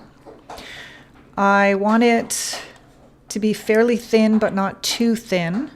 So if I want it thinner, I could make it really thin. If I want to make it fatter, I could make it fatter, but I like this one. I want break of structure, and I want to have it not on the bottom right, but on the top right. Okay, I like my break of structure on the top right. Now I want to make my template, because I don't want to have to create this every single time. So I'm going to click on Save As, break of structure. I'm going to call it break of structure 2, because I already have mine created. And I'm going to go save.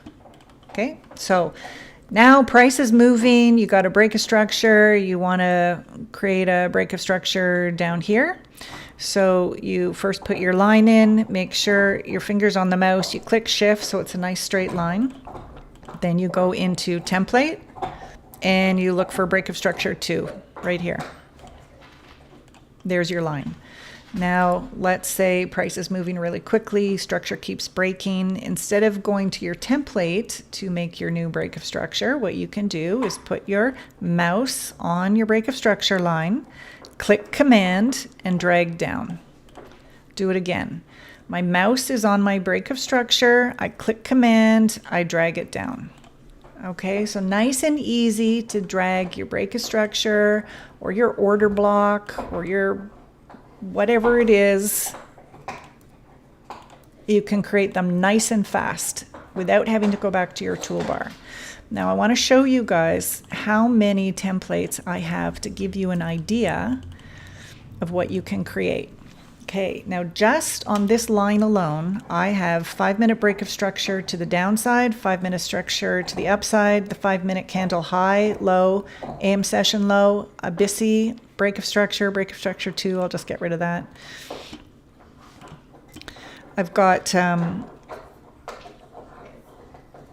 a buy side, change of character on the 5-minute, change in the state of delivery, fair value gap high, London low, low, order block, pre-market high, pre-market low, rejection block, sell side, SIBI, and SMT.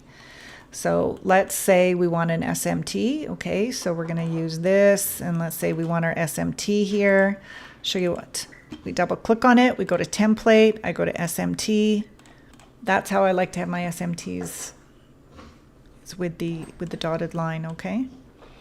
Hey, Richard Watts. Okay, any questions on how to make templates? Now you can go to your rectangle. These are all the templates that I have for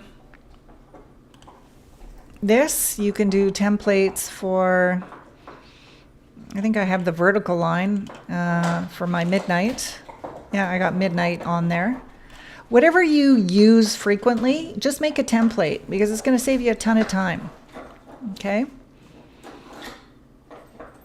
This one here, I think I have a lot of templates on this one.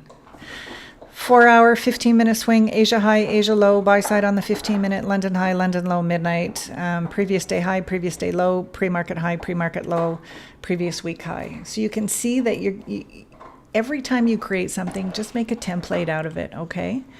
And it'll save you a ton of time.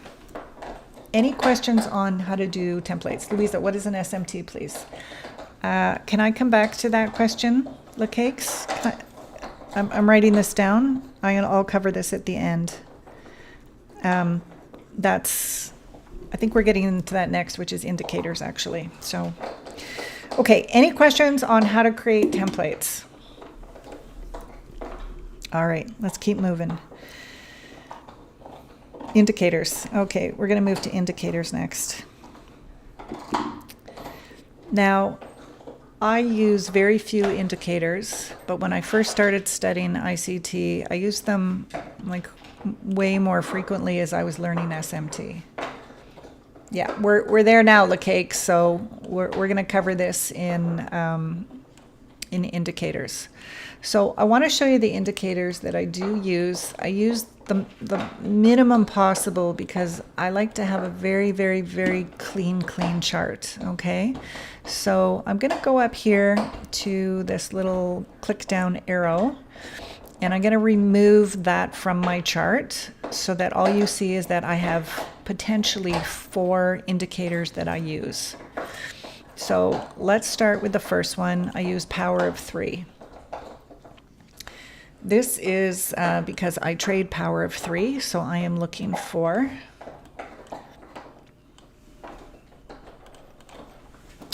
power of 3 is comprised of, let's use Thursday night and Friday, accumulation,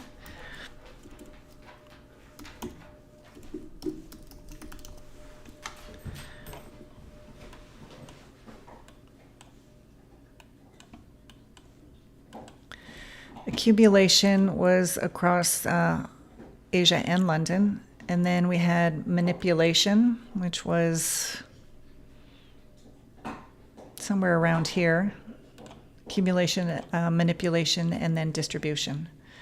Okay, and we can see it on, let's take another one here.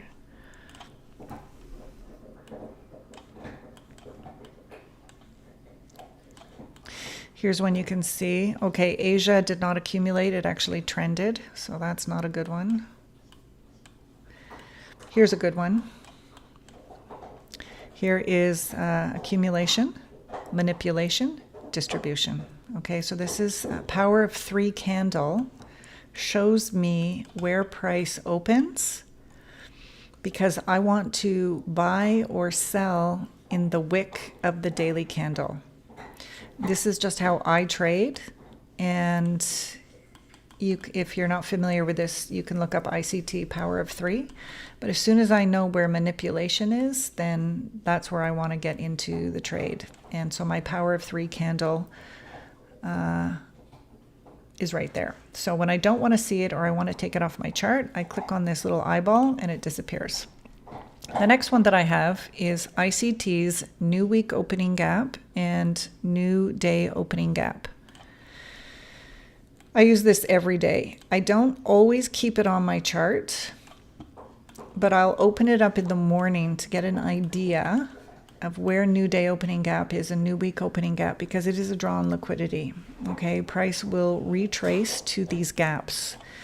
I used to draw them in by hand. I used to do it every week and every day by hand to get familiar with it, but there's no need to do that. And I would encourage everyone to use this ICT new week opening gap, new day opening gap by Fadi, F-A-D-I.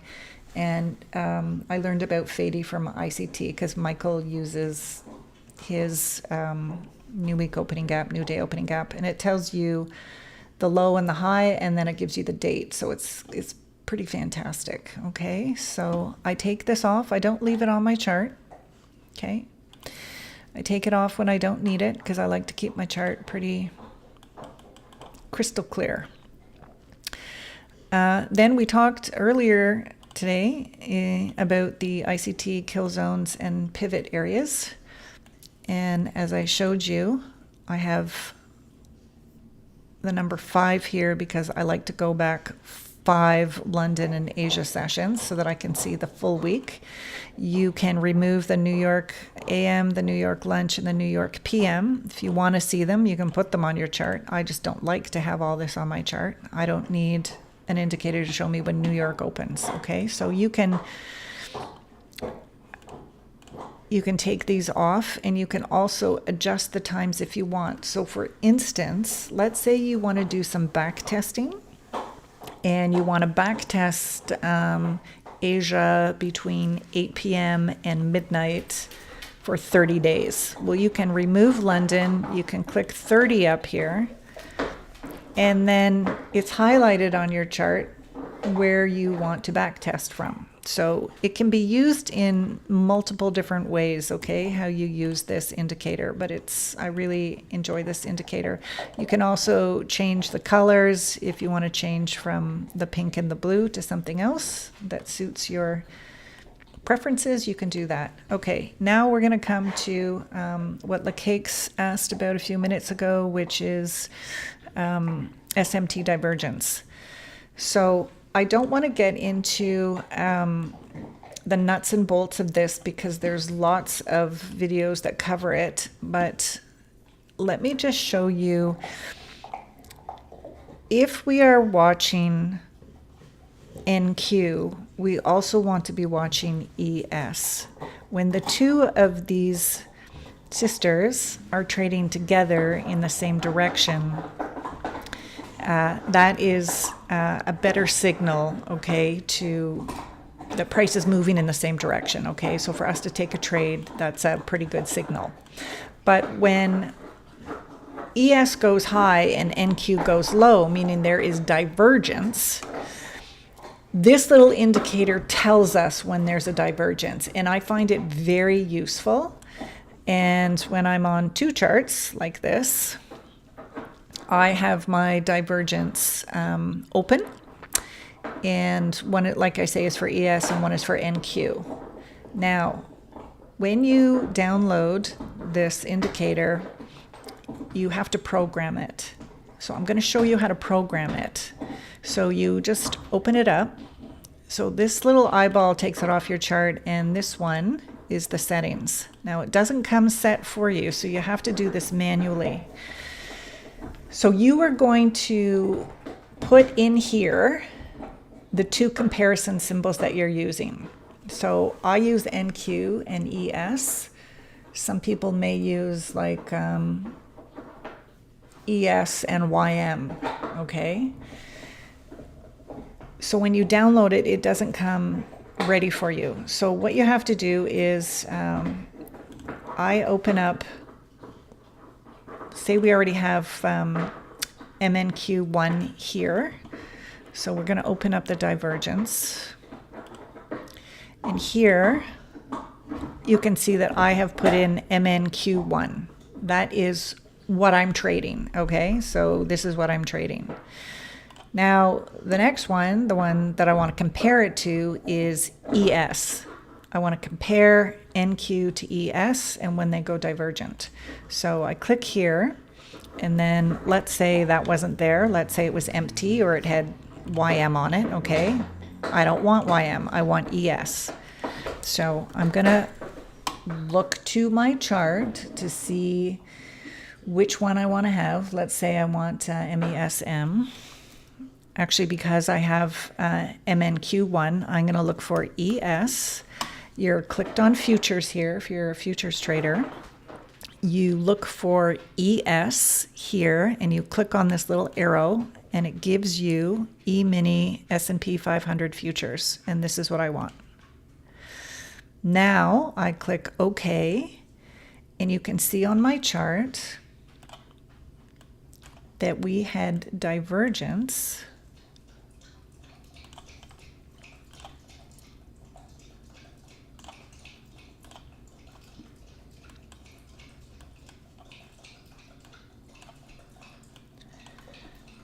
not showing on this chart. I'd have to download the indicator on this chart as well. Okay, so if you're comparing the two charts side by side, you also have to download it and program it on this side of the chart as well.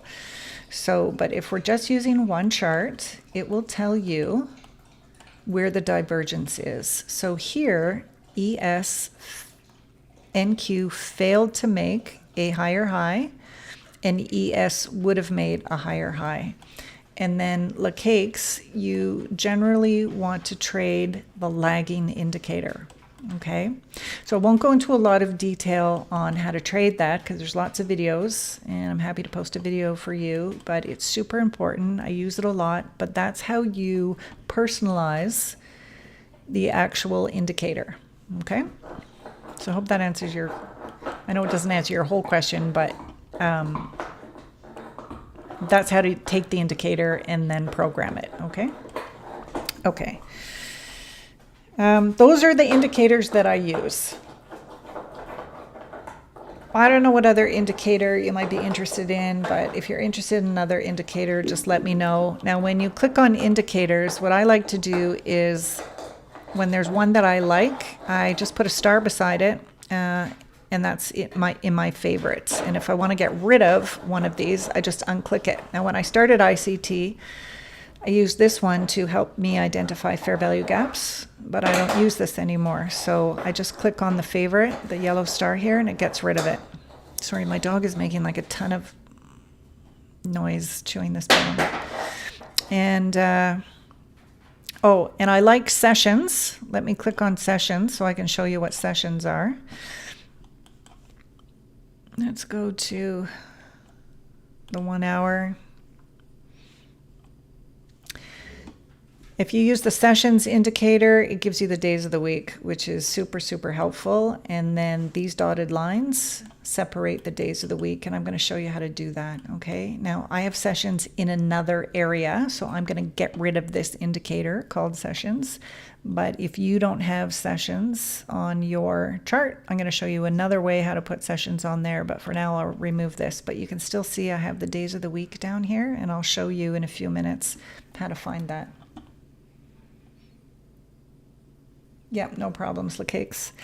Okay, that's all I have on indicators. And next, I'm going to show you, we're almost finished, guys, so hang in there. It's not going to be much longer. I want to show you how to personalize your chart. So first of all, I'm going to turn off all of my indicators just to make things just a little cleaner here, okay? And let's go on the 15-minute. So tomorrow morning, when you open up this chart will be ready for you because I'm going to share it with you. But you can see that you will very clearly be able to see where price is and where your main levels are. Okay, I cannot stress how important it is to use that visibility to remove and place on your chart what you want to see and what you don't want to see. It's going to say it's the difference between having a chart that's full of stuff that's just going to distract you versus having a workable chart where you are going to wait for price to come to these levels. Okay, you wait for price to come to you, and then you'll be able to make a decision on whether you decide to take a trade or not. And then you'll use your toolbar here to help you calculate the long position and the short position and whether indeed that is a good trade for you to get into. So let me show you now how to create very nice personalized charts. First of all, you're going to go up to here, and this is settings. Okay, so we're going to go up to settings, and these are the folders here. Pi is having a great time. Yes, he is. These are the folders that you need to become familiar with. I'm going to go through them fairly quickly, and I'm going to show you what each one does. And then when you have time on the weekend, you really should go through these so that you can create a chart that you find beautiful, functional. Let's start with symbol first. Now I'm going to make this a lot bigger so I can show you how to create the candles that you want. Well, you can see that I like black and green candles. I don't like the color red, okay? So when you're on symbol here, everything in here has to do with your candles. So you can change, you can see I have green candles and I have black candles. If you don't like green, you could change it to blue, okay? If you don't like blue, you can change it to red. See, when I look at the red candles, I just cringe. Like there's no way I could trade with red candles, okay? So I'm going to just change that back to green. So that's how you change the body of your candles to something that you like and that you want. Now, I don't like borders. I've already explained to you why I don't like borders, because it adds thickness to everything. So let's just say we did borders and we changed the green borders to pink. Okay, can you see how like the difference in color just interferes with the candles? Now, there's some people who might love that. Like, good on you. It's a personal, you're designing something that's pleasing to your eye, okay? So I'm just telling you, sharing with you what I don't like and why. So I do not like to have borders, and so I'm going to make my border the same color as my body. Okay, so you can see that there's no border on the green and black candles, or the border is the same color. Now, this is a cool little tip and trick here. I like to make the wicks black on both the green candles and the black candles, and I'll show you why. If you have a fair value gap that price is moving into, and let's say that your wick on the green candle is green. Okay, so now we have green candles, green wicks, green bodies. It could just be me. Maybe my eyes are tired, but the wicks are not sharp, especially when we move them into like even Killzone.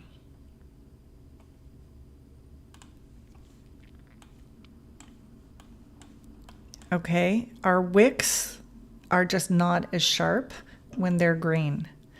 Now watch how much sharper it gets when I turn the wick to black. Okay, so we're watching the green candle here. Now I'm going to change the wick to black. Look how nice and sharp those wicks are now. Okay, now if you're 20 years old and you have really young eyes, you probably don't care about having really sharp wicks, but when you're at my stage of life, you might want to like see the wicks. So this is something that you can play with, okay, see what you like. All right, let's keep going to symbol. I'm going to take this off. Session tells us we're in electronic trading session, but you can also move to regular trading hours, especially if you want to find the settlement price. But adjust for, I don't change anything else, okay? Your time zone is the New York session, obviously. Okay, so that is in the symbol area. Let's next go down to the status line here. The status line is up here. I'll take the Killzone off now. Here's your status line up here. So if you take the logo off, you see up here, you've got this logo on Micro E-mini. If I remove that, it removes the logo. Chart values and bar change values is this line up here. You want to see this. If you want to see where, like if you click on this candle and it shows you the high is 17,913, okay? And then this candle, the high is 17,891. So you want to have this open, high, low, close. You want to have this information. This is from these bar changes up here, chart values, open market status.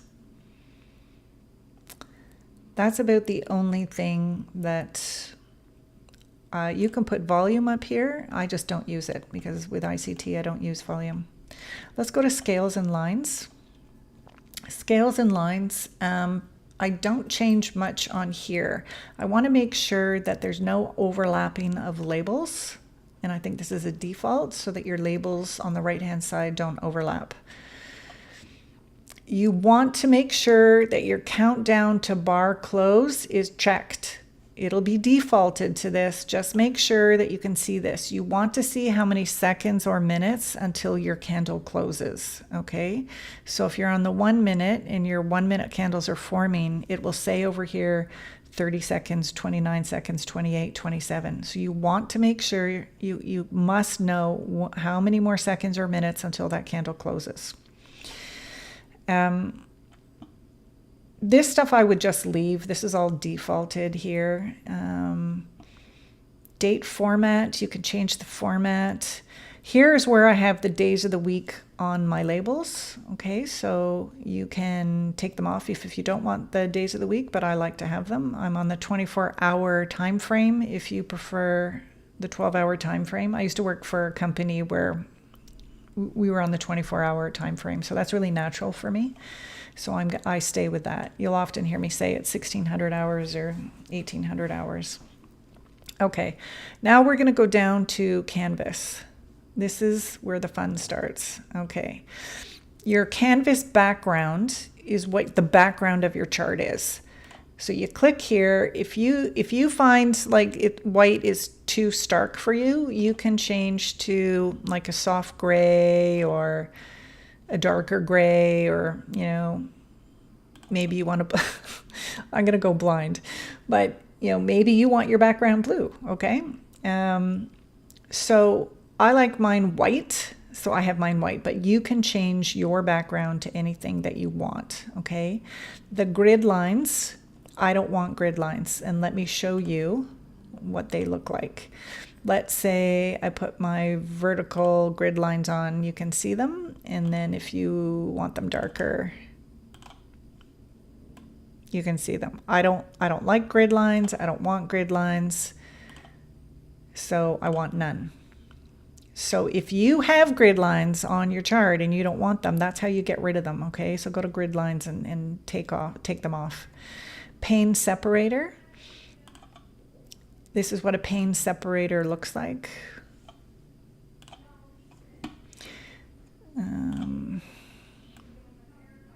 Not sure why mine isn't showing, but I don't like to have a pane separator. If on your chart you find that you have these panes, these vertical panes of light shade, dark shade, light shade, dark shade, you can remove them by making the background the same color, making your pane the same color as the background of your chart. Okay.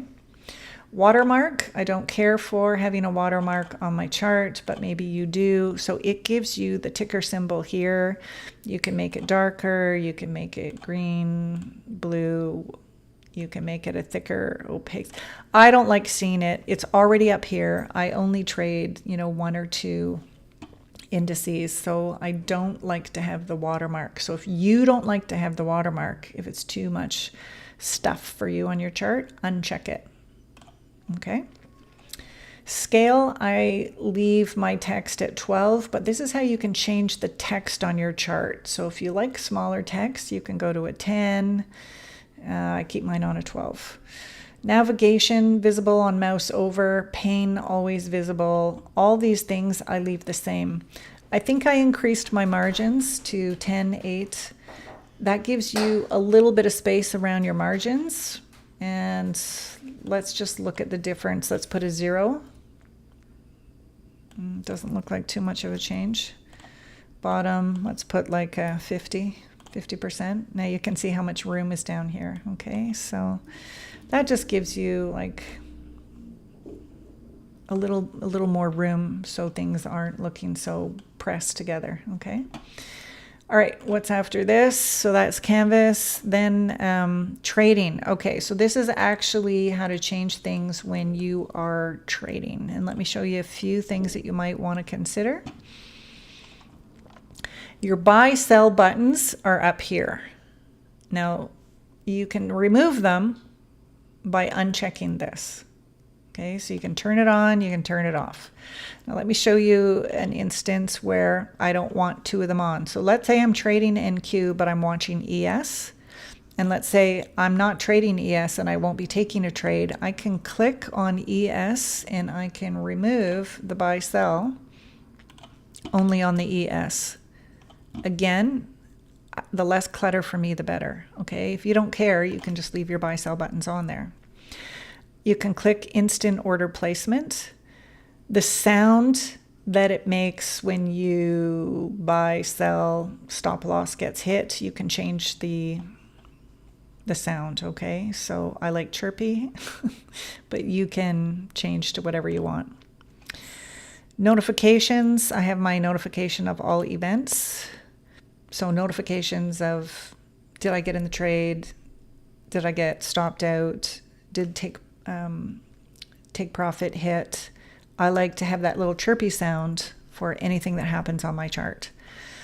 Now we go down to here, and let's say you take a trade and you want to show someone, or you want to look yourself at the execution. You can click on execution, and that will give you the, here's where you entered, here's where you exited. It'll tell you you entered at 20,000 and you exited at 19,000. Okay.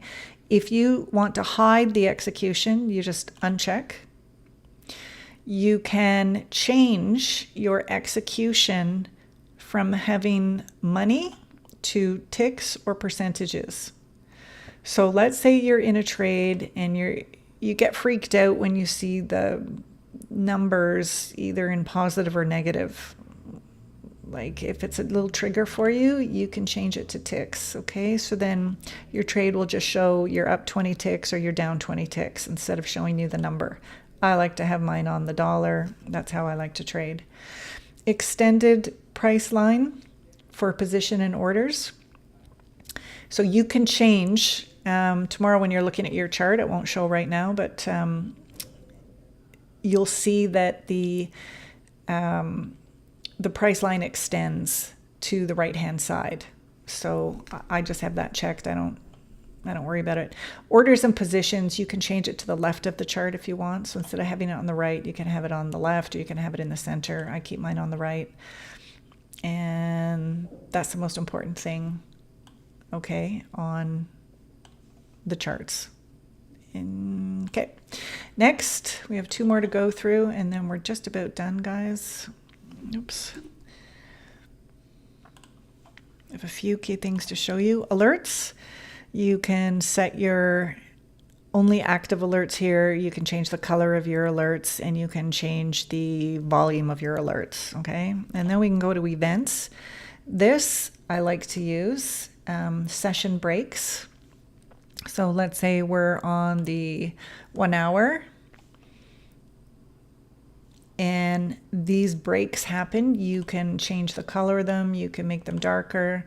You can make them thicker. See how they show Monday, Tuesday, Wednesday, Thursday, Friday? These are your session breaks. When I'm trading on the 5-minute, I don't need to see them. But at the end of the day, when I'm analyzing my chart, I like to take a look at the sessions, okay? Because it gives you just a nice clear view. Like take a look at, 4 hours.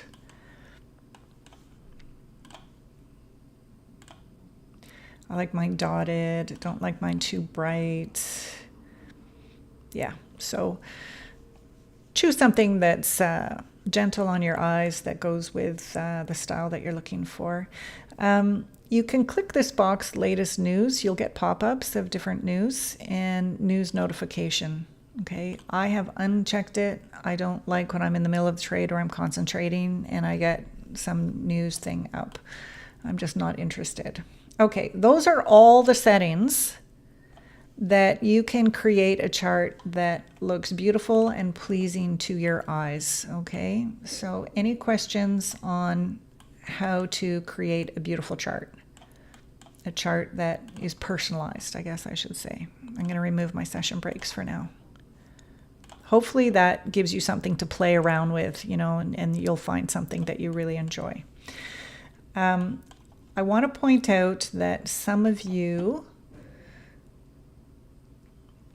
take photographs with your mobile phone of your chart. So I'm going to show you an alternative for that. If you want to share this chart, go down to the 1 hour. If you want to share this chart with someone, okay, you can go up here on the right-hand side, and you see this little camera up here on Tradingview?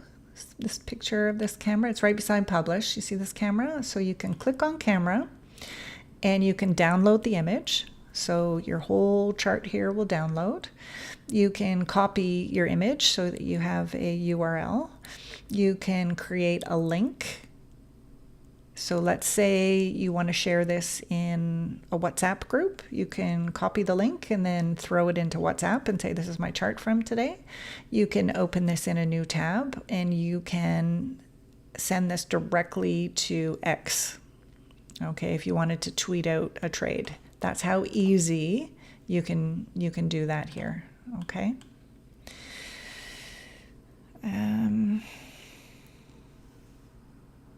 All right, the last thing I'm going to show you is that it's so very important that you use your keyboard shortcuts. I'm going to show you where to find those keyboard shortcuts, and then when this video is finished, I'm going to post the link to the shortcuts in the description of this video so that you will have them. So there's two places that you can find them. The first place is you can go up here, see in the left-hand corner here, I'm just circling it. You can click on, mine is L for my name, I guess. And then it says keyboard shortcuts. Click on that and it gives you all your keyboard shortcuts. So I like to use the ones from chart, indicators, and drawings. Those are the main ones that I use, okay? So if you're using a PC, these are all the shortcuts. So you should maybe start with like 10 or 12 of them. You don't need to learn all of them, but probably 10 or 12 would be a good idea. And then indicators and drawings, I use a lot of these, and you should probably use a lot of these. It's going to make you a lot faster on the chart. Okay, so if you want to make a horizontal line, you're going to click this plus the letter H. That'll give you a horizontal line on the chart. It makes you much, much, much faster. So don't get overwhelmed by them, but you can definitely incorporate 1 or 2 per week until you're really, really comfortable and zipping around the chart really, really fast. Now I'm going to include, I just Googled Tradingview shortcuts, and this here is a tip. So if you're on a Mac, these are your 3 keys that you're going to be using instead of the Control, Alt, and Shift. If you're on a PC, you're going to use Control, Alt, Shift, and if you're on a Mac, you're going to use these. I'm on a Mac, so, and then here, all in one long scroll down, these are all your shortcuts.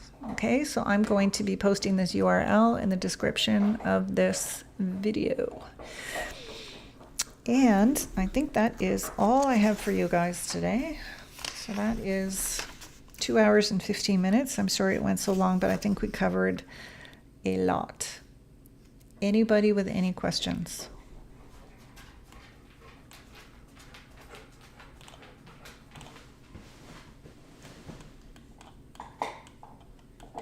So tomorrow morning you're going to change these orange lines, okay, to make them current.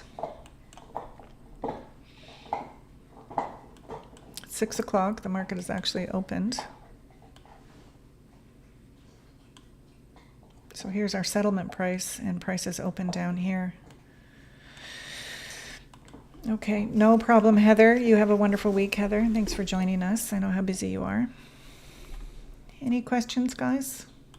Questions, thoughts? Anything I didn't cover that you would like to cover? So try this week to get your, try to get your toolbar, okay, functioning the way you want. Try to get up your, to set up your templates. Okay, it's going to make a big difference in the amount of time it's going to save you. And get used to using your long and your short. Create a background that brings you joy. It creates a place that you like to come and enjoy and makes you just feel good, just like you would in a home with aesthetically pleasing colors and design. Okay, so design something, and then indicators. Use your indicators. You feel free to download these ones. You're very welcome, Shirley. Good to see you. I hope everything is good for you. Okay, then, everyone. So we'll just we'll leave it there, and this will go up live shortly with some key URLs in the description and everything that I put on my chart on a daily basis for day trading. So please like, share, and subscribe. Please write any questions in the body of the video once it's published, and I would appreciate that because it helps the algorithm and it helps to grow my channel. Okay, Dion, Thank you for joining us today. So you guys have an awesome evening, and good luck with your trading and the designing of your chart this week. Take care. Talk to you later. Peace out.